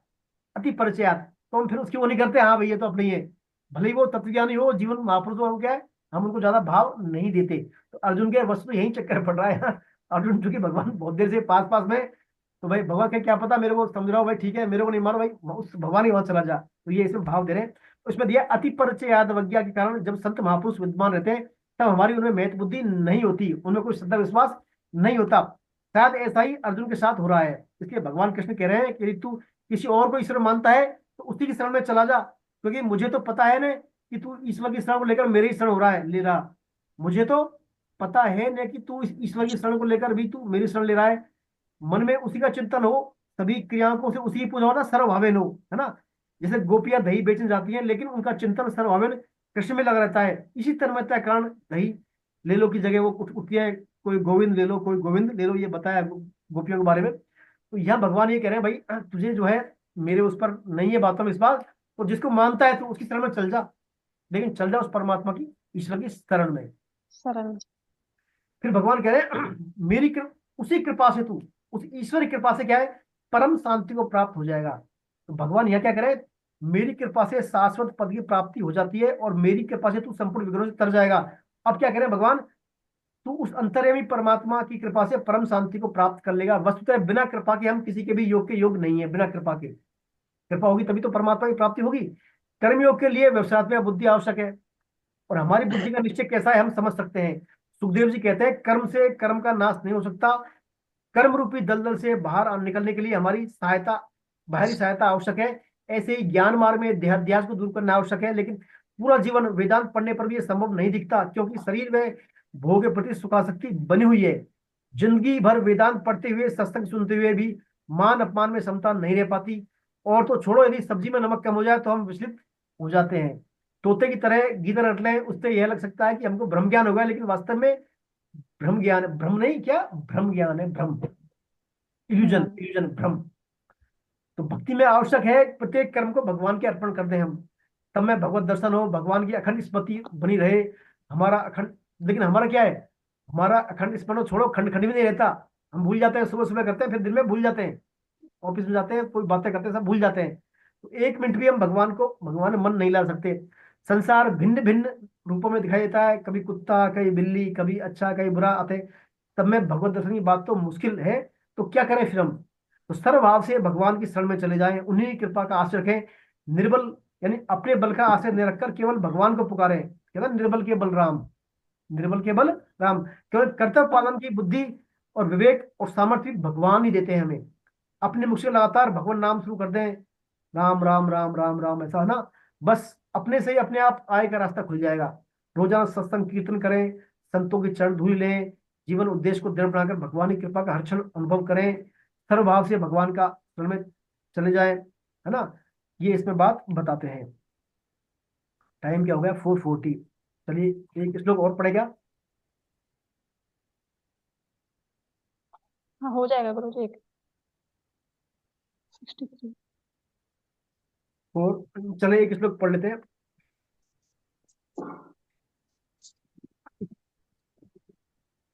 इति ते ज्ञानमाख्यातं गुह्याद् गुह्यतरं मया विमृश्य तदशेष विमृश्य तदशेषेण यथेच्छसि तथा कुरु। अब भगवान क्या करें देखिए, यह गुही से भी गुहीतर ज्ञान मैंने तुझे कह दिया अर्जुन, गुही से भी गुहीतर ज्ञान कह दिया है। अब तू अच्छी तरह से विचार कर ले, जैसा चाहता है वैसा कर। अब क्या कह रहे भगवान अर्जुन से, तू भाई जो चाहता है वो कर, मैंने तुझे बात बता दी, अब तेरी इच्छा है वो तू कर। इति इति गुही, इति ते माने, इति माने अंत है, आदि और इति, ओम तत्सत इति लिखते हैं ना लास्ट में, इति अंत। तो भगवान ऐसे बता रहे हैं इसको, इति शब्द के। अब भगवान कह रहे हैं मेरा उद्देश्य भाई, अब उद्देश्य तो खत्म हो चुका है अर्जुन, अब मैंने तुम्हें कर्म योग बता दिया, ज्ञान योग बता दिया, भक्ति योग बता, अब जो तुझे करना है तेरे हिसाब से कर, मेरा इसमें कुछ भी तेरे दबाव नहीं है। तो देखिए अर्जुन, अब इसमें बताया संख्या में बताया, कृष्ण जो है अर्जुन को अपना सखा भक्त प्रेमी इष्ट बताते हैं, है ना, अपना अंश और स्वरूप। गीता श्रवण से पूर्व भी कृष्ण जो है, अर्जुन कृष्ण का आश्रय लेते हैं, तभी तो अक्षौणी सेना के बदले नियति कृष्ण को मांगते हैं भगवान से अर्जुन। अर्जुन इसके लिए फिर ऐसा क्यों कह रहे हैं भगवान, क्यों कह रहे हैं भगवान, जबकि अर्जुन तो भगवान से कह रहा है मेरा कल्याण वाली बात बताओ, मेरे को कल्याण हो ये हो। देखिए कई बार क्या है, ऐसा तरीका होता है निश्चितानंद तरीका, ये बड़ा प्रभावी होता है, बड़ा प्रभावी होता है। इस युक्ति में भगवान ने विशेष आत्मीयता, कृपालुता और हितैषिता भरी हुई है इस युक्ति में। महान शिक्षक, 350 की 2 है। महान शिक्षक, 300 महान, म्यूट कर लें अपने आप को सभी एक बार। आंटी को वो दुख 99 की शॉप पे ऐसे नॉर्मल चीजें ही 99 की है, बाकी तो कई बार ये निषेधात्मक तरीका बड़ा प्रभावी होता है। इस युक्ति में भगवान विशेष कृपालुता आत्मीय दर्शा रहे हैं। कई बार ऐसे लोग जो महान शास्त्र या शिक्षक सदगुरु ज्ञान प्रज्वलित करते हैं, लेकिन दबाव नहीं बनाते, वे हमें बाध्य नहीं करते, ताकि हम अपना निर्णय स्वतंत्रता से ले सकें। शंकराचार्य जी लिखते हैं, शास्त्रम ज्ञापकम नेतुकारकम, अर्थात शास्त्र केवल सूचना प्रदान करते हैं, वे तत्वबोध के में कारण नहीं है। अर्जुन भगवान के अनंत रूप में शरण है, इसलिए ये सुनकर उन्हें लगता है कि कृष्ण कहीं मेरा त्याग तो नहीं कर रहे, बस उनका मताग्र एक क्षण में विचलित हो जाता है। अर्जुन डर गया है, फिर कहीं भगवान कहीं ऐसा कर मैं छोड़ दो नहीं मेरे को कि भाई तू तेरी इच्छा है जो कर, बता दिया। ऐसा करके फिर अर्जुन में क्या है, भगवान का शरणार्थी वाला भाव और दृढ़ हो जाता है, फिर और आ जाता है। अर्जुन क्या होता है, फिर गोपियों की तरह विरह विकल हो जाते हैं, फिर विरह विकल से व्याकुल होते हैं, विरह से वे निर्निमेष अश्रुपूर्ण नेत्रों से भगवान कृष्ण का अनंत आश्रय लेकर उन्हीं को देखते हैं। भगवान की तरफ देखते हुए अर्जुन की आंखों में आंसू आते हैं, लगातार वो कंटिन्यू भगवान की तरफ देखते हैं। बिल्कुल ऐसे ही हालत में रुक्मणी जी की हो जाती है, जब कृष्ण उन्हें क्या कहते हैं, आप अपना एक बार भगवान से, जब भगवान ने रुक्मणी से कहा था भाई आप रुक्मणी स्वतंत्र हो, आप अपनी इच्छा से वर चुन लो आप, तो ऐसा जो रुक्मणी जी से कहा भगवान ने, तो रुक्मणी जी ऐसी आंखों से देखी टकटकी, भगवान को आंसू आते हैं, क्या करें छोड़ रहे हैं मेरे को। तो वही हालत यहाँ अर्जुन की हो रही है। अर्जुन कहा ना भगवान ने इच्छा कर, ऐसा अर्जुन देख रहे हैं। तो ऐसी पर क्या है, अर्जुन वहां थर्राता है, तो भगवान कृष्ण उनको संभालते हैं। फिर बस ऐसे ही हालत अर्जुन की यहाँ हो जाती है। तो अब अर्जुन क्या है, अपनी प्रार्थना को शब्दों में नहीं कह पाता, बस उनके मुख से कोई शब्द नहीं निकलता, कि भाव के द्वारा अर्जुन अपनी प्रार्थना को वहां भगवान के सामने देखता है। तो यही तो क्या है, भगवान यही तो चाहते थे, अर्जुन पूरी तरह मेरी तरह पिघल जाए एक बार। तो ये भगवान का उद्देश्य जो है क्या है, रोमांचक क्षण कर दिया भगवान ने। तो बस अब ये मान लो भगवान जो है सार तत्व अर्जुन को कहने वाले हैं, ऐसा इसमें बात आता है ना। तो अपन आगे चले अभी, और या यहीं स्टॉप करते हैं आज, अगली बार लेंगे फिर ना, अगली बार हो जाएगा अपना, अगली बार करेंगे इनको 64 से 78 14-15 श्लोक है ये हाँ, अगली अगली बार लीजिएगा सर, अगली बार। बिल्कुल। चलिए, तो आज अपने पढ़ाई मुख संन्यासियों में काफी बातें लिया, लेकिन 18.56 शुरू हो गया है असली असली जो है ना एक्सटेट गीता का, भक्ति योग का एक्सटेट खास बातें 18.56 से और 65 तक चलेंगे। अब अपने 18.54 तक आगे है ना, 6.3 तक पढ़ लिया, 6.3 तक पढ़ लिया, और 2-3 श्लोक और चलेगा, फिर उसके बाद फिर गीता का संहार आएगा। आज जो अपने पढ़ा, अब इसमें बताए इस बारे में आपको कोई आपके विचार, जिज्ञासा, कोई शंका। आज जो अपने पढ़ाए मोक्ष मोक्ष संन्यासियों के बारे में कोई भी आपकी शंका हो, या कोई कहना चाह रहे हो इस बारे में, आपके अनुभव हो, क्या लगता है आपको? मोहिनी जी, आपने तो गीता पहले भी पढ़ी है शायद, आप तो काफी समय से गीता पढ़ रही हैं, और कई क्लास आपने आपने कई क्लास भी ज्वाइन कर रखी है। मेरे को कल ही पता लगा था, हमारी क्लास में बता रहे थे, गीता जी बोल रही थी मोहिनी जी भी हैं, और वहाँ भी योगी जी क्लास में भी जाती हैं, और कई ज्वाइन कर रखी है आपने क्लासें। आपको तो बड़ा भारी होगा। इतना ही ज्ञान अभी बताया था ना, वो 7वां की जगह 5वां बोल दे, इतना ही ज्ञान है प्रभु जी बस। नहीं नहीं, ऐसा कोई बात नहीं है। वो ये ना, मुझे तीसरी साल है प्रभु जी वैसे तो। नहीं, हाँ अच्छा है, आप तो लगी रही हैं, बराबर लग रहे हैं आप। अभी आपने रजिस्ट्रेशन करवा लिया नेक्स्ट कोर्स के लिए? हाँ, करवा लिया प्रभु जी, करवा लिया। वो अच्छा परितोष, हाँ वो परितोष है ना, परितोष जानते हो तो, वो मेरा भाई भाई है, उससे ही करवा लिया मैंने। अरे मुझे मालूम है, कोई बात नहीं, कोई बात नहीं, आपने करवा लिया ना, चलिए अच्छी बात है। करवा लिया प्रभु जी मैंने। हाँ, चलिए चलिए, एक मेरी सहेली का भी करवाया था, तो उसने ही करवा दिया दोनों का। बहुत बहुत अच्छा, बहुत अच्छा, बहुत अच्छा। सर मैंने भी 2 लोगों से हाँ कहा है, देखिए 2 लोगों हाँ, 2 लोग एक्स्ट्रा भी जुड़ेंगे तो मैं उनके साथ में भी 3 लोग हो जाएंगे, मतलब चलिए मिला बहुत के मेरे अच्छा, को। बहुत अच्छा, बहुत तो अच्छा, बहुत प्रयास अच्छा। में मैं लगा हूँ कि और लोगों को भी जोड़ूं, लेकिन 3 लोग तो ये नहीं, जब पैसा जमा हो जाएगा तब आपको इन्फॉर्म कर दूंगा मैं। बिल्कुल बहुत अच्छा, बहुत अच्छा, मतलब और कोशिश ये करूंगा कि आपका ही ग्रुप मुझे मिले, पहली बिल्कुल बात। बिल्कुल सर, बहुत अच्छा, बहुत अच्छा। और जो अभी तक जैसे 18वां मोक्ष संन्यास योग हम लोग पढ़ रहे हैं, जी ये जी तो मतलब पूरी गीता का सार है ही है, जी जी, बिल्कुल और सारभूत बातों में भगवान ले आए हैं। और ये समझिए कि एक उनको बहुत बड़ा तमाचा मारा कि जो जैसा तेरा तेरा मन आए वैसा कर। ये मतलब एक उसको, मतलब जैसे शुरुआत में मारा था कि तू कायर है, हाँ। तो तो कायर कह करके वो किया था, वैसे ही अब ये यहाँ पर किया है, जिससे कि ये मतलब सरेंडर हो जाए। जी तो जी मुझे जो बातें समझ में आती हैं सर, मैं बहुत शार्ट में 1 मिनट में कहना चाहता हूँ कि गीता हमें क्या सिखाती है। गीता हमें पहला तो आइडेंटिफिकेशन योरसेल्फ, कि हम क्या हैं। भगवान कृष्ण आपको आपके स्वरूप का ध्यान करने की बात बताते हैं कि तुम क्या हो, तुम अक्षर ब्रह्म हो, अविनाशी तत्व हो, कोई उसका नाश नहीं कर सकता, न जल गला सकता है, न अग्नि जला सकती है, न वायु उड़ा सकती है, मतलब तुम शाश्वत तत्व हो। और शाश्वत तत्व इसलिए हो कि तुम मेरे अंश हो, और मेरे अंश होने के बाद जो भी कर्म, अब जो चौथे अध्याय में आता है कि कर्म वाली बात आती है कि जो भी कर्म कर वो तू भगवत अर्थ और भगवत प्रीत्यर्थम कर, कि मेरे लिए कर और मेरे को ही अर्पण कर दे। जी जी जी। जब ये भाव हमारे अंदर आ जाएगा तो हमारा जीवन का हर कर्म जिस भी क्षेत्र में है, चाहे सर्विस में है, व्यापार में है, किसी भी क्षेत्र में है, तो हमारा वो कर्म भी प्रभु के लिए हो जाएगा और वो कर्म ही पूजा हो जाएगी।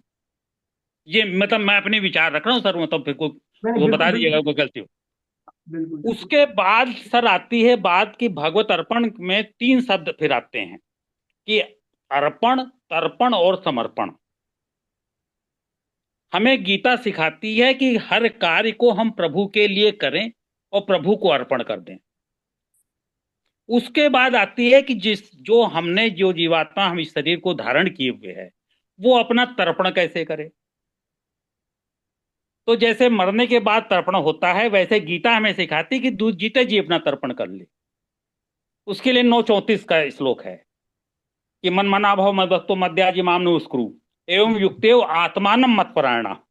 मतलब जो उसका जो आखिरी सेंटेंस है कि आत्मानम मत परायणा, ये तभी आएगा जब हम अपना तर्पण कर दें कि हम तो केवल प्रभु के हैं, ये जो आत्म तत्व भी है नाथ आपका है, आपके अर्पण है, इसको जैसे चाहे उसे नचाओ। जैसे अभी आपने कहा कि कठपुतली है उनकी, तो अब जब आप आत्मा को अर्पण कर देंगे तो आत्मा तो बिजली की तरह है उसके इक्विपमेंट की, ये शरीर इक्विपमेंट है, तो बिजली से जैसे हर इक्विपमेंट चलता है तो आत्मा ही शरीर को चला रही है, नचा रही है, सब कुछ कर रही है, तो आत्मा के रूप में भगवान ही तो सब कुछ कर रहे हैं।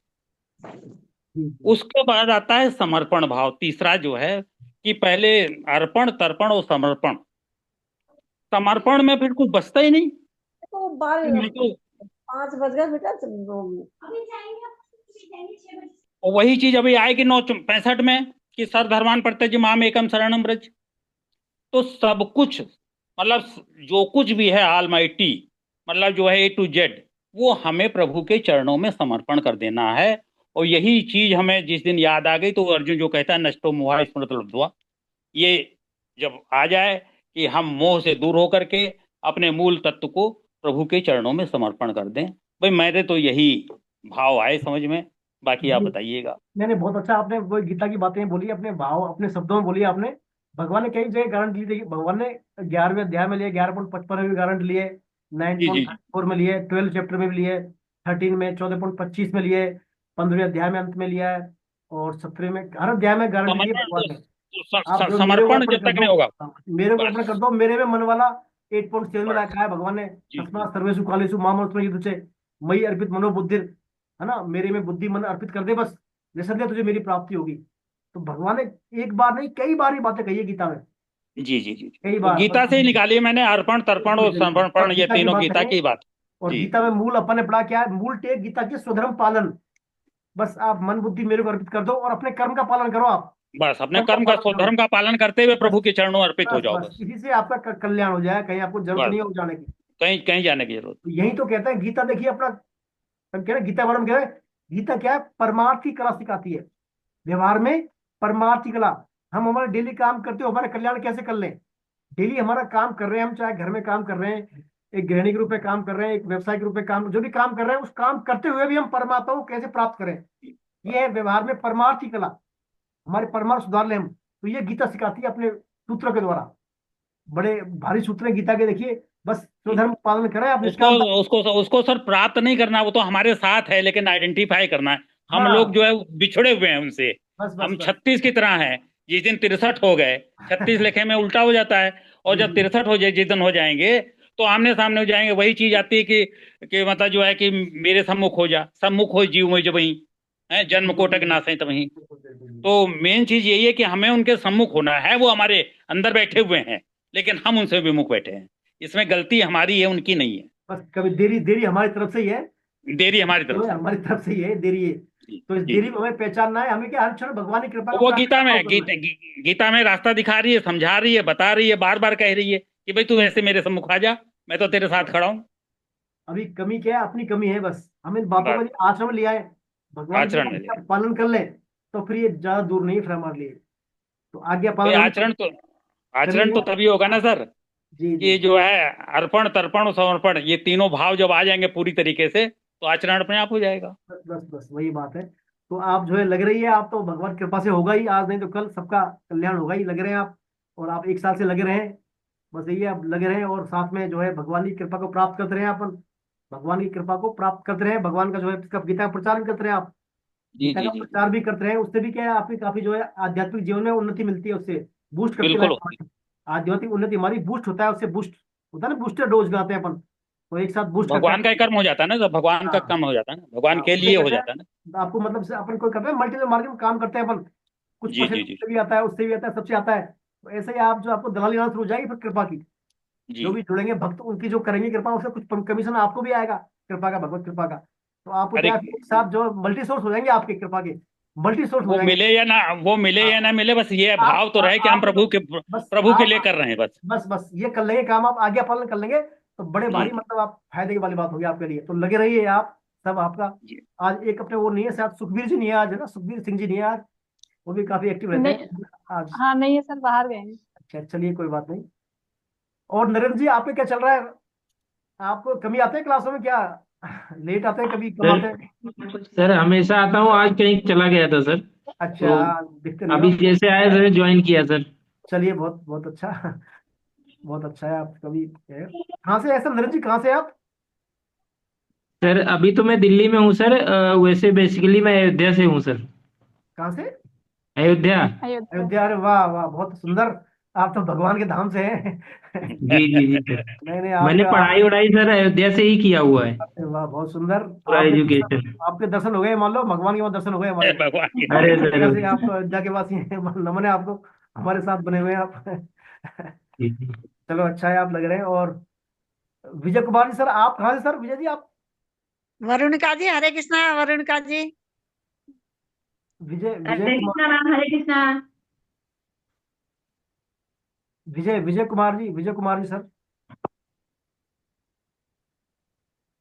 विजय दादी, आपको नहीं सुन पा रहे आप? हरे कृष्णा। हरे कृष्णा सर। हाँ सर, कहाँ से हैं सर आप? मैं ऐसे तो बिहार में नौकरी करता था, वहां घर बना रखा है गोपालगंज डिस्ट्रिक्ट में। अच्छा अच्छा अच्छा अच्छा लड़के मेरे एक दिल्ली में रहते हैं, मैं अभी दिल्ली में हूँ। एम्स का इलाज वगैरह चलता है। अच्छा अब अच्छा बड़े अच्छा। लड़के जो हैं वो जयपुर में है, मणिपाल यूनिवर्सिटी में प्रोफेसर हैं कंप्यूटर साइंस के। और वो वहाँ के डिप्टी एग्जामिनेशन कंट्रोलर हैं। अच्छा उनकी वाइफ है वहाँ इसमें क्या नाम है, म्यूनिसिपल कॉरपोरेशन में आरओ हैं। चलिए बहुत सुंदर, बहुत सुंदर। आप भी रेगुलर आते हैं, आप वहाँ तो जाते हैं, आते ही कभी रहते यहाँ आते हैं, कभी बिहार चले जाते हैं, हैं। तीनों जगह ही रहना है। नहीं अच्छा है, आप लग रहे हैं, आप भी, आपने रजिस्टर किया आपको नेक्स्ट कोर्स के लिए अभी? अभी नहीं कराया है, अभी तो करें सर? मेरा मेरा ऑपरेशन होना है फिर हार्ट का, अभी 21 नवंबर को हुआ था, तो अच्छा अच्छा। अनसक्सेस हो गया। अब फिर हमको डेट मिली हुई है, 26 जनवरी को भर्ती होना है, फिर 28 को ऑपरेशन होगा। चलिए कराइए, आप तो अच्छे से ऑपरेशन कराइए, आप है ना, ध्यान रखिए इनका। बात ठीक रहता नहीं है। नहीं ऐसे मैं बहुत, भी 70 बरस का हो गया है, दिसंबर में ही 11 दिसंबर को मेरा भी 70 पूरा हुआ है। अरे बहुत सुंदर सर, बहुत सुंदर आपका, आप भी चलो दो अभी। तीन साल से 3-4 साल से जुड़ा हुआ हूँ, अच्छा रिटायर अच्छा। होने के बाद से। पहले पढ़ा गीता आपने, पहले पढ़ी है आपने सर गीता? हाँ पहले भी पढ़ी है। अच्छा चलिए बहुत सुंदर, बहुत क्लास सुंदर। ज्वाइन करते हैं, लेकिन उतना समय नहीं दे पाता हूँ, स्वास्थ्य के कारण या ऐसे जैसे भी, कभी यहाँ चलिए कभी वहाँ, इसके वजह से। और चलिए कोई बात क्लास में तो पढ़ लिया फिर उसके बाद से समय नहीं देता हूँ। ऐसे पूजा पाठ करता हूँ, उसमें समय कुछ लगता है ज्यादा, तो फिर और सब दैनिक क्रिया में लग जाता है। चलिए बहुत अच्छा है, आप तो लग रहे हैं बिल्कुल जुड़ रहे हैं हमसे, और अपना हेल्थ का ध्यान रखें, आप कराएं अपना हेल्थ का ट्रीटमेंट भी करवाएं, हाँ ध्यान रखें उनका, है ना। और बाकी भगवान का आस्ते रखें आप। चलिए तो अपन आज बाइंड अप करें फिर अपन, अभी है ना 5 बजे नेक्स्ट टाइम, नेक्स्ट जी, क्लास अपनी, आज तारीख कितनी है, आज तारीख है 5 आज 5 5 12 को नेक्स्ट 12 को होगी अपनी, है ना, 12 को शायद अपना उसका पूरा कर देंगे, फिर उसको 12 को ना, 12 श्लोक है। और 19 तारीख को आपका एग्जाम है। 19 तारीख को शाम को 7 बजे से 8 बजे तक ऑनलाइन एग्जाम होगा आपका। 7 से 8 शाम को ऑनलाइन ऑनलाइन मोबाइल से लिंक आएगा आपको, लिंक मोबाइल शाम को ही में। होगा ना? हाँ जी, शाम को 7 बजे से, है ना। तो जी। आप कहेंगे तो अपन 19 को देख लेंगे, बाकी आप तैयारी करें आप, है ना। और कोई आपकी क्वेरी हो, है ना, जो भी आप पढ़ाए अपने आप तक, उसके बारे में कोई प्रश्न हो आपका, क्लास से बोलते हैं, आप मेरे को मैसेज भी कर सकते हैं आप, है ना। कोई भी आपको डाउट हो बोल सकते हैं आप, और अच्छे से पढ़ें आप, रिवीजन कर लें इसको। अभी अपना चैप्टर नंबर जो है 13 से लेकर के 18 तक आएगा। 13 से 18 का आएगा, है ना।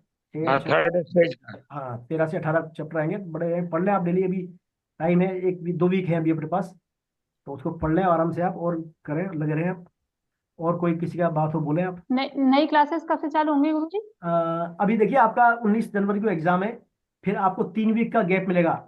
3 वीक बाद फिर आपका फाइनल एग्जाम होगा पूरी गीता का, 1 से 6, 7 से 12, 13 से 18, मतलब 19 और बनी, मतलब 21 दिन बाद, है ना।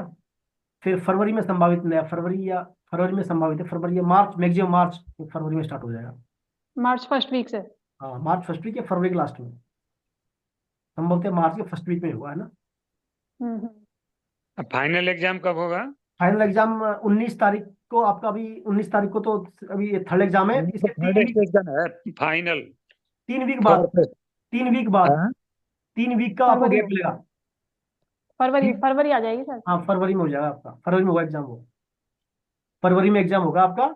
और फरवरी के लास्ट में, मार्च के उसमें आपका जो है नया बैच सेशन शुरू होगा। चलिए अपन फिर बाइंड अप करते हैं आज, है ना। हरे कृष्णा, कीर्तन करें सभी हरे मिलकर, कृष्ण। 5 मिनट हरे कृष्णा करते हैं, मंत्र महामंत्र का। तभी आपने आपको अनम्यूट कर लें आप। मोरी जी, आप कराएं कीर्तन हरे कृष्ण महामंत्र। नहीं तो फिर अपने घर में ही होने लगा दे। हरे कृष्ण हरे हरे कृष्णा कृष्ण कृष्ण कृष्ण कृष्ण हरे हरे हरे, हरे राम हरे हरे राम, राम राम हरे हरे, हरे कृष्ण हरे कृष्ण, कृष्ण कृष्ण कृष्ण हरे हरे हरे, हरे राम राम हरे हरे राम, राम राम राम राम हरे हरे हरे, हरे हरे कृष्ण हरे कृष्ण, कृष्ण कृष्ण कृष्ण कृष्ण हरे हरे हरे हरे, हरे हरे राम राम हरे हरे राम राम, राम राम राम राम हरे हरे हरे, हरे हरे कृष्ण कृष्ण हरे हरे कृष्ण, कृष्ण कृष्ण कृष्ण कृष्ण हरे हरे हरे, हरे हरे हरे राम राम हरे हरे राम, राम राम राम राम हरे हरे हरे, हरे हरे कृष्ण। हरे हरे नाम कृष्ण। संकीर्तनम यस्य नाम संकीर्तनम यस्य सर्वपापणासनम, सर्वपापनाशनम नामो दुख समनमस्तम, नमामि हरिं परम। नमामि हरिं परम। बोलो वृंदावन बिहारी लाल की, की जय हो, गोविंद गोपाल की, जय हो, श्री श्री कृष्ण बलराम की, जय हो, आज के आनंद की, जय हो, आप सभी वैष्णवों की, संतों की जय। जय हो। राम सरी प्रणाम। हरे कृष्णा हरे कृष्ण हरे आचार्य जी की भी जय हो। हरे कृष्ण हरे कृष्ण। नेटवर्क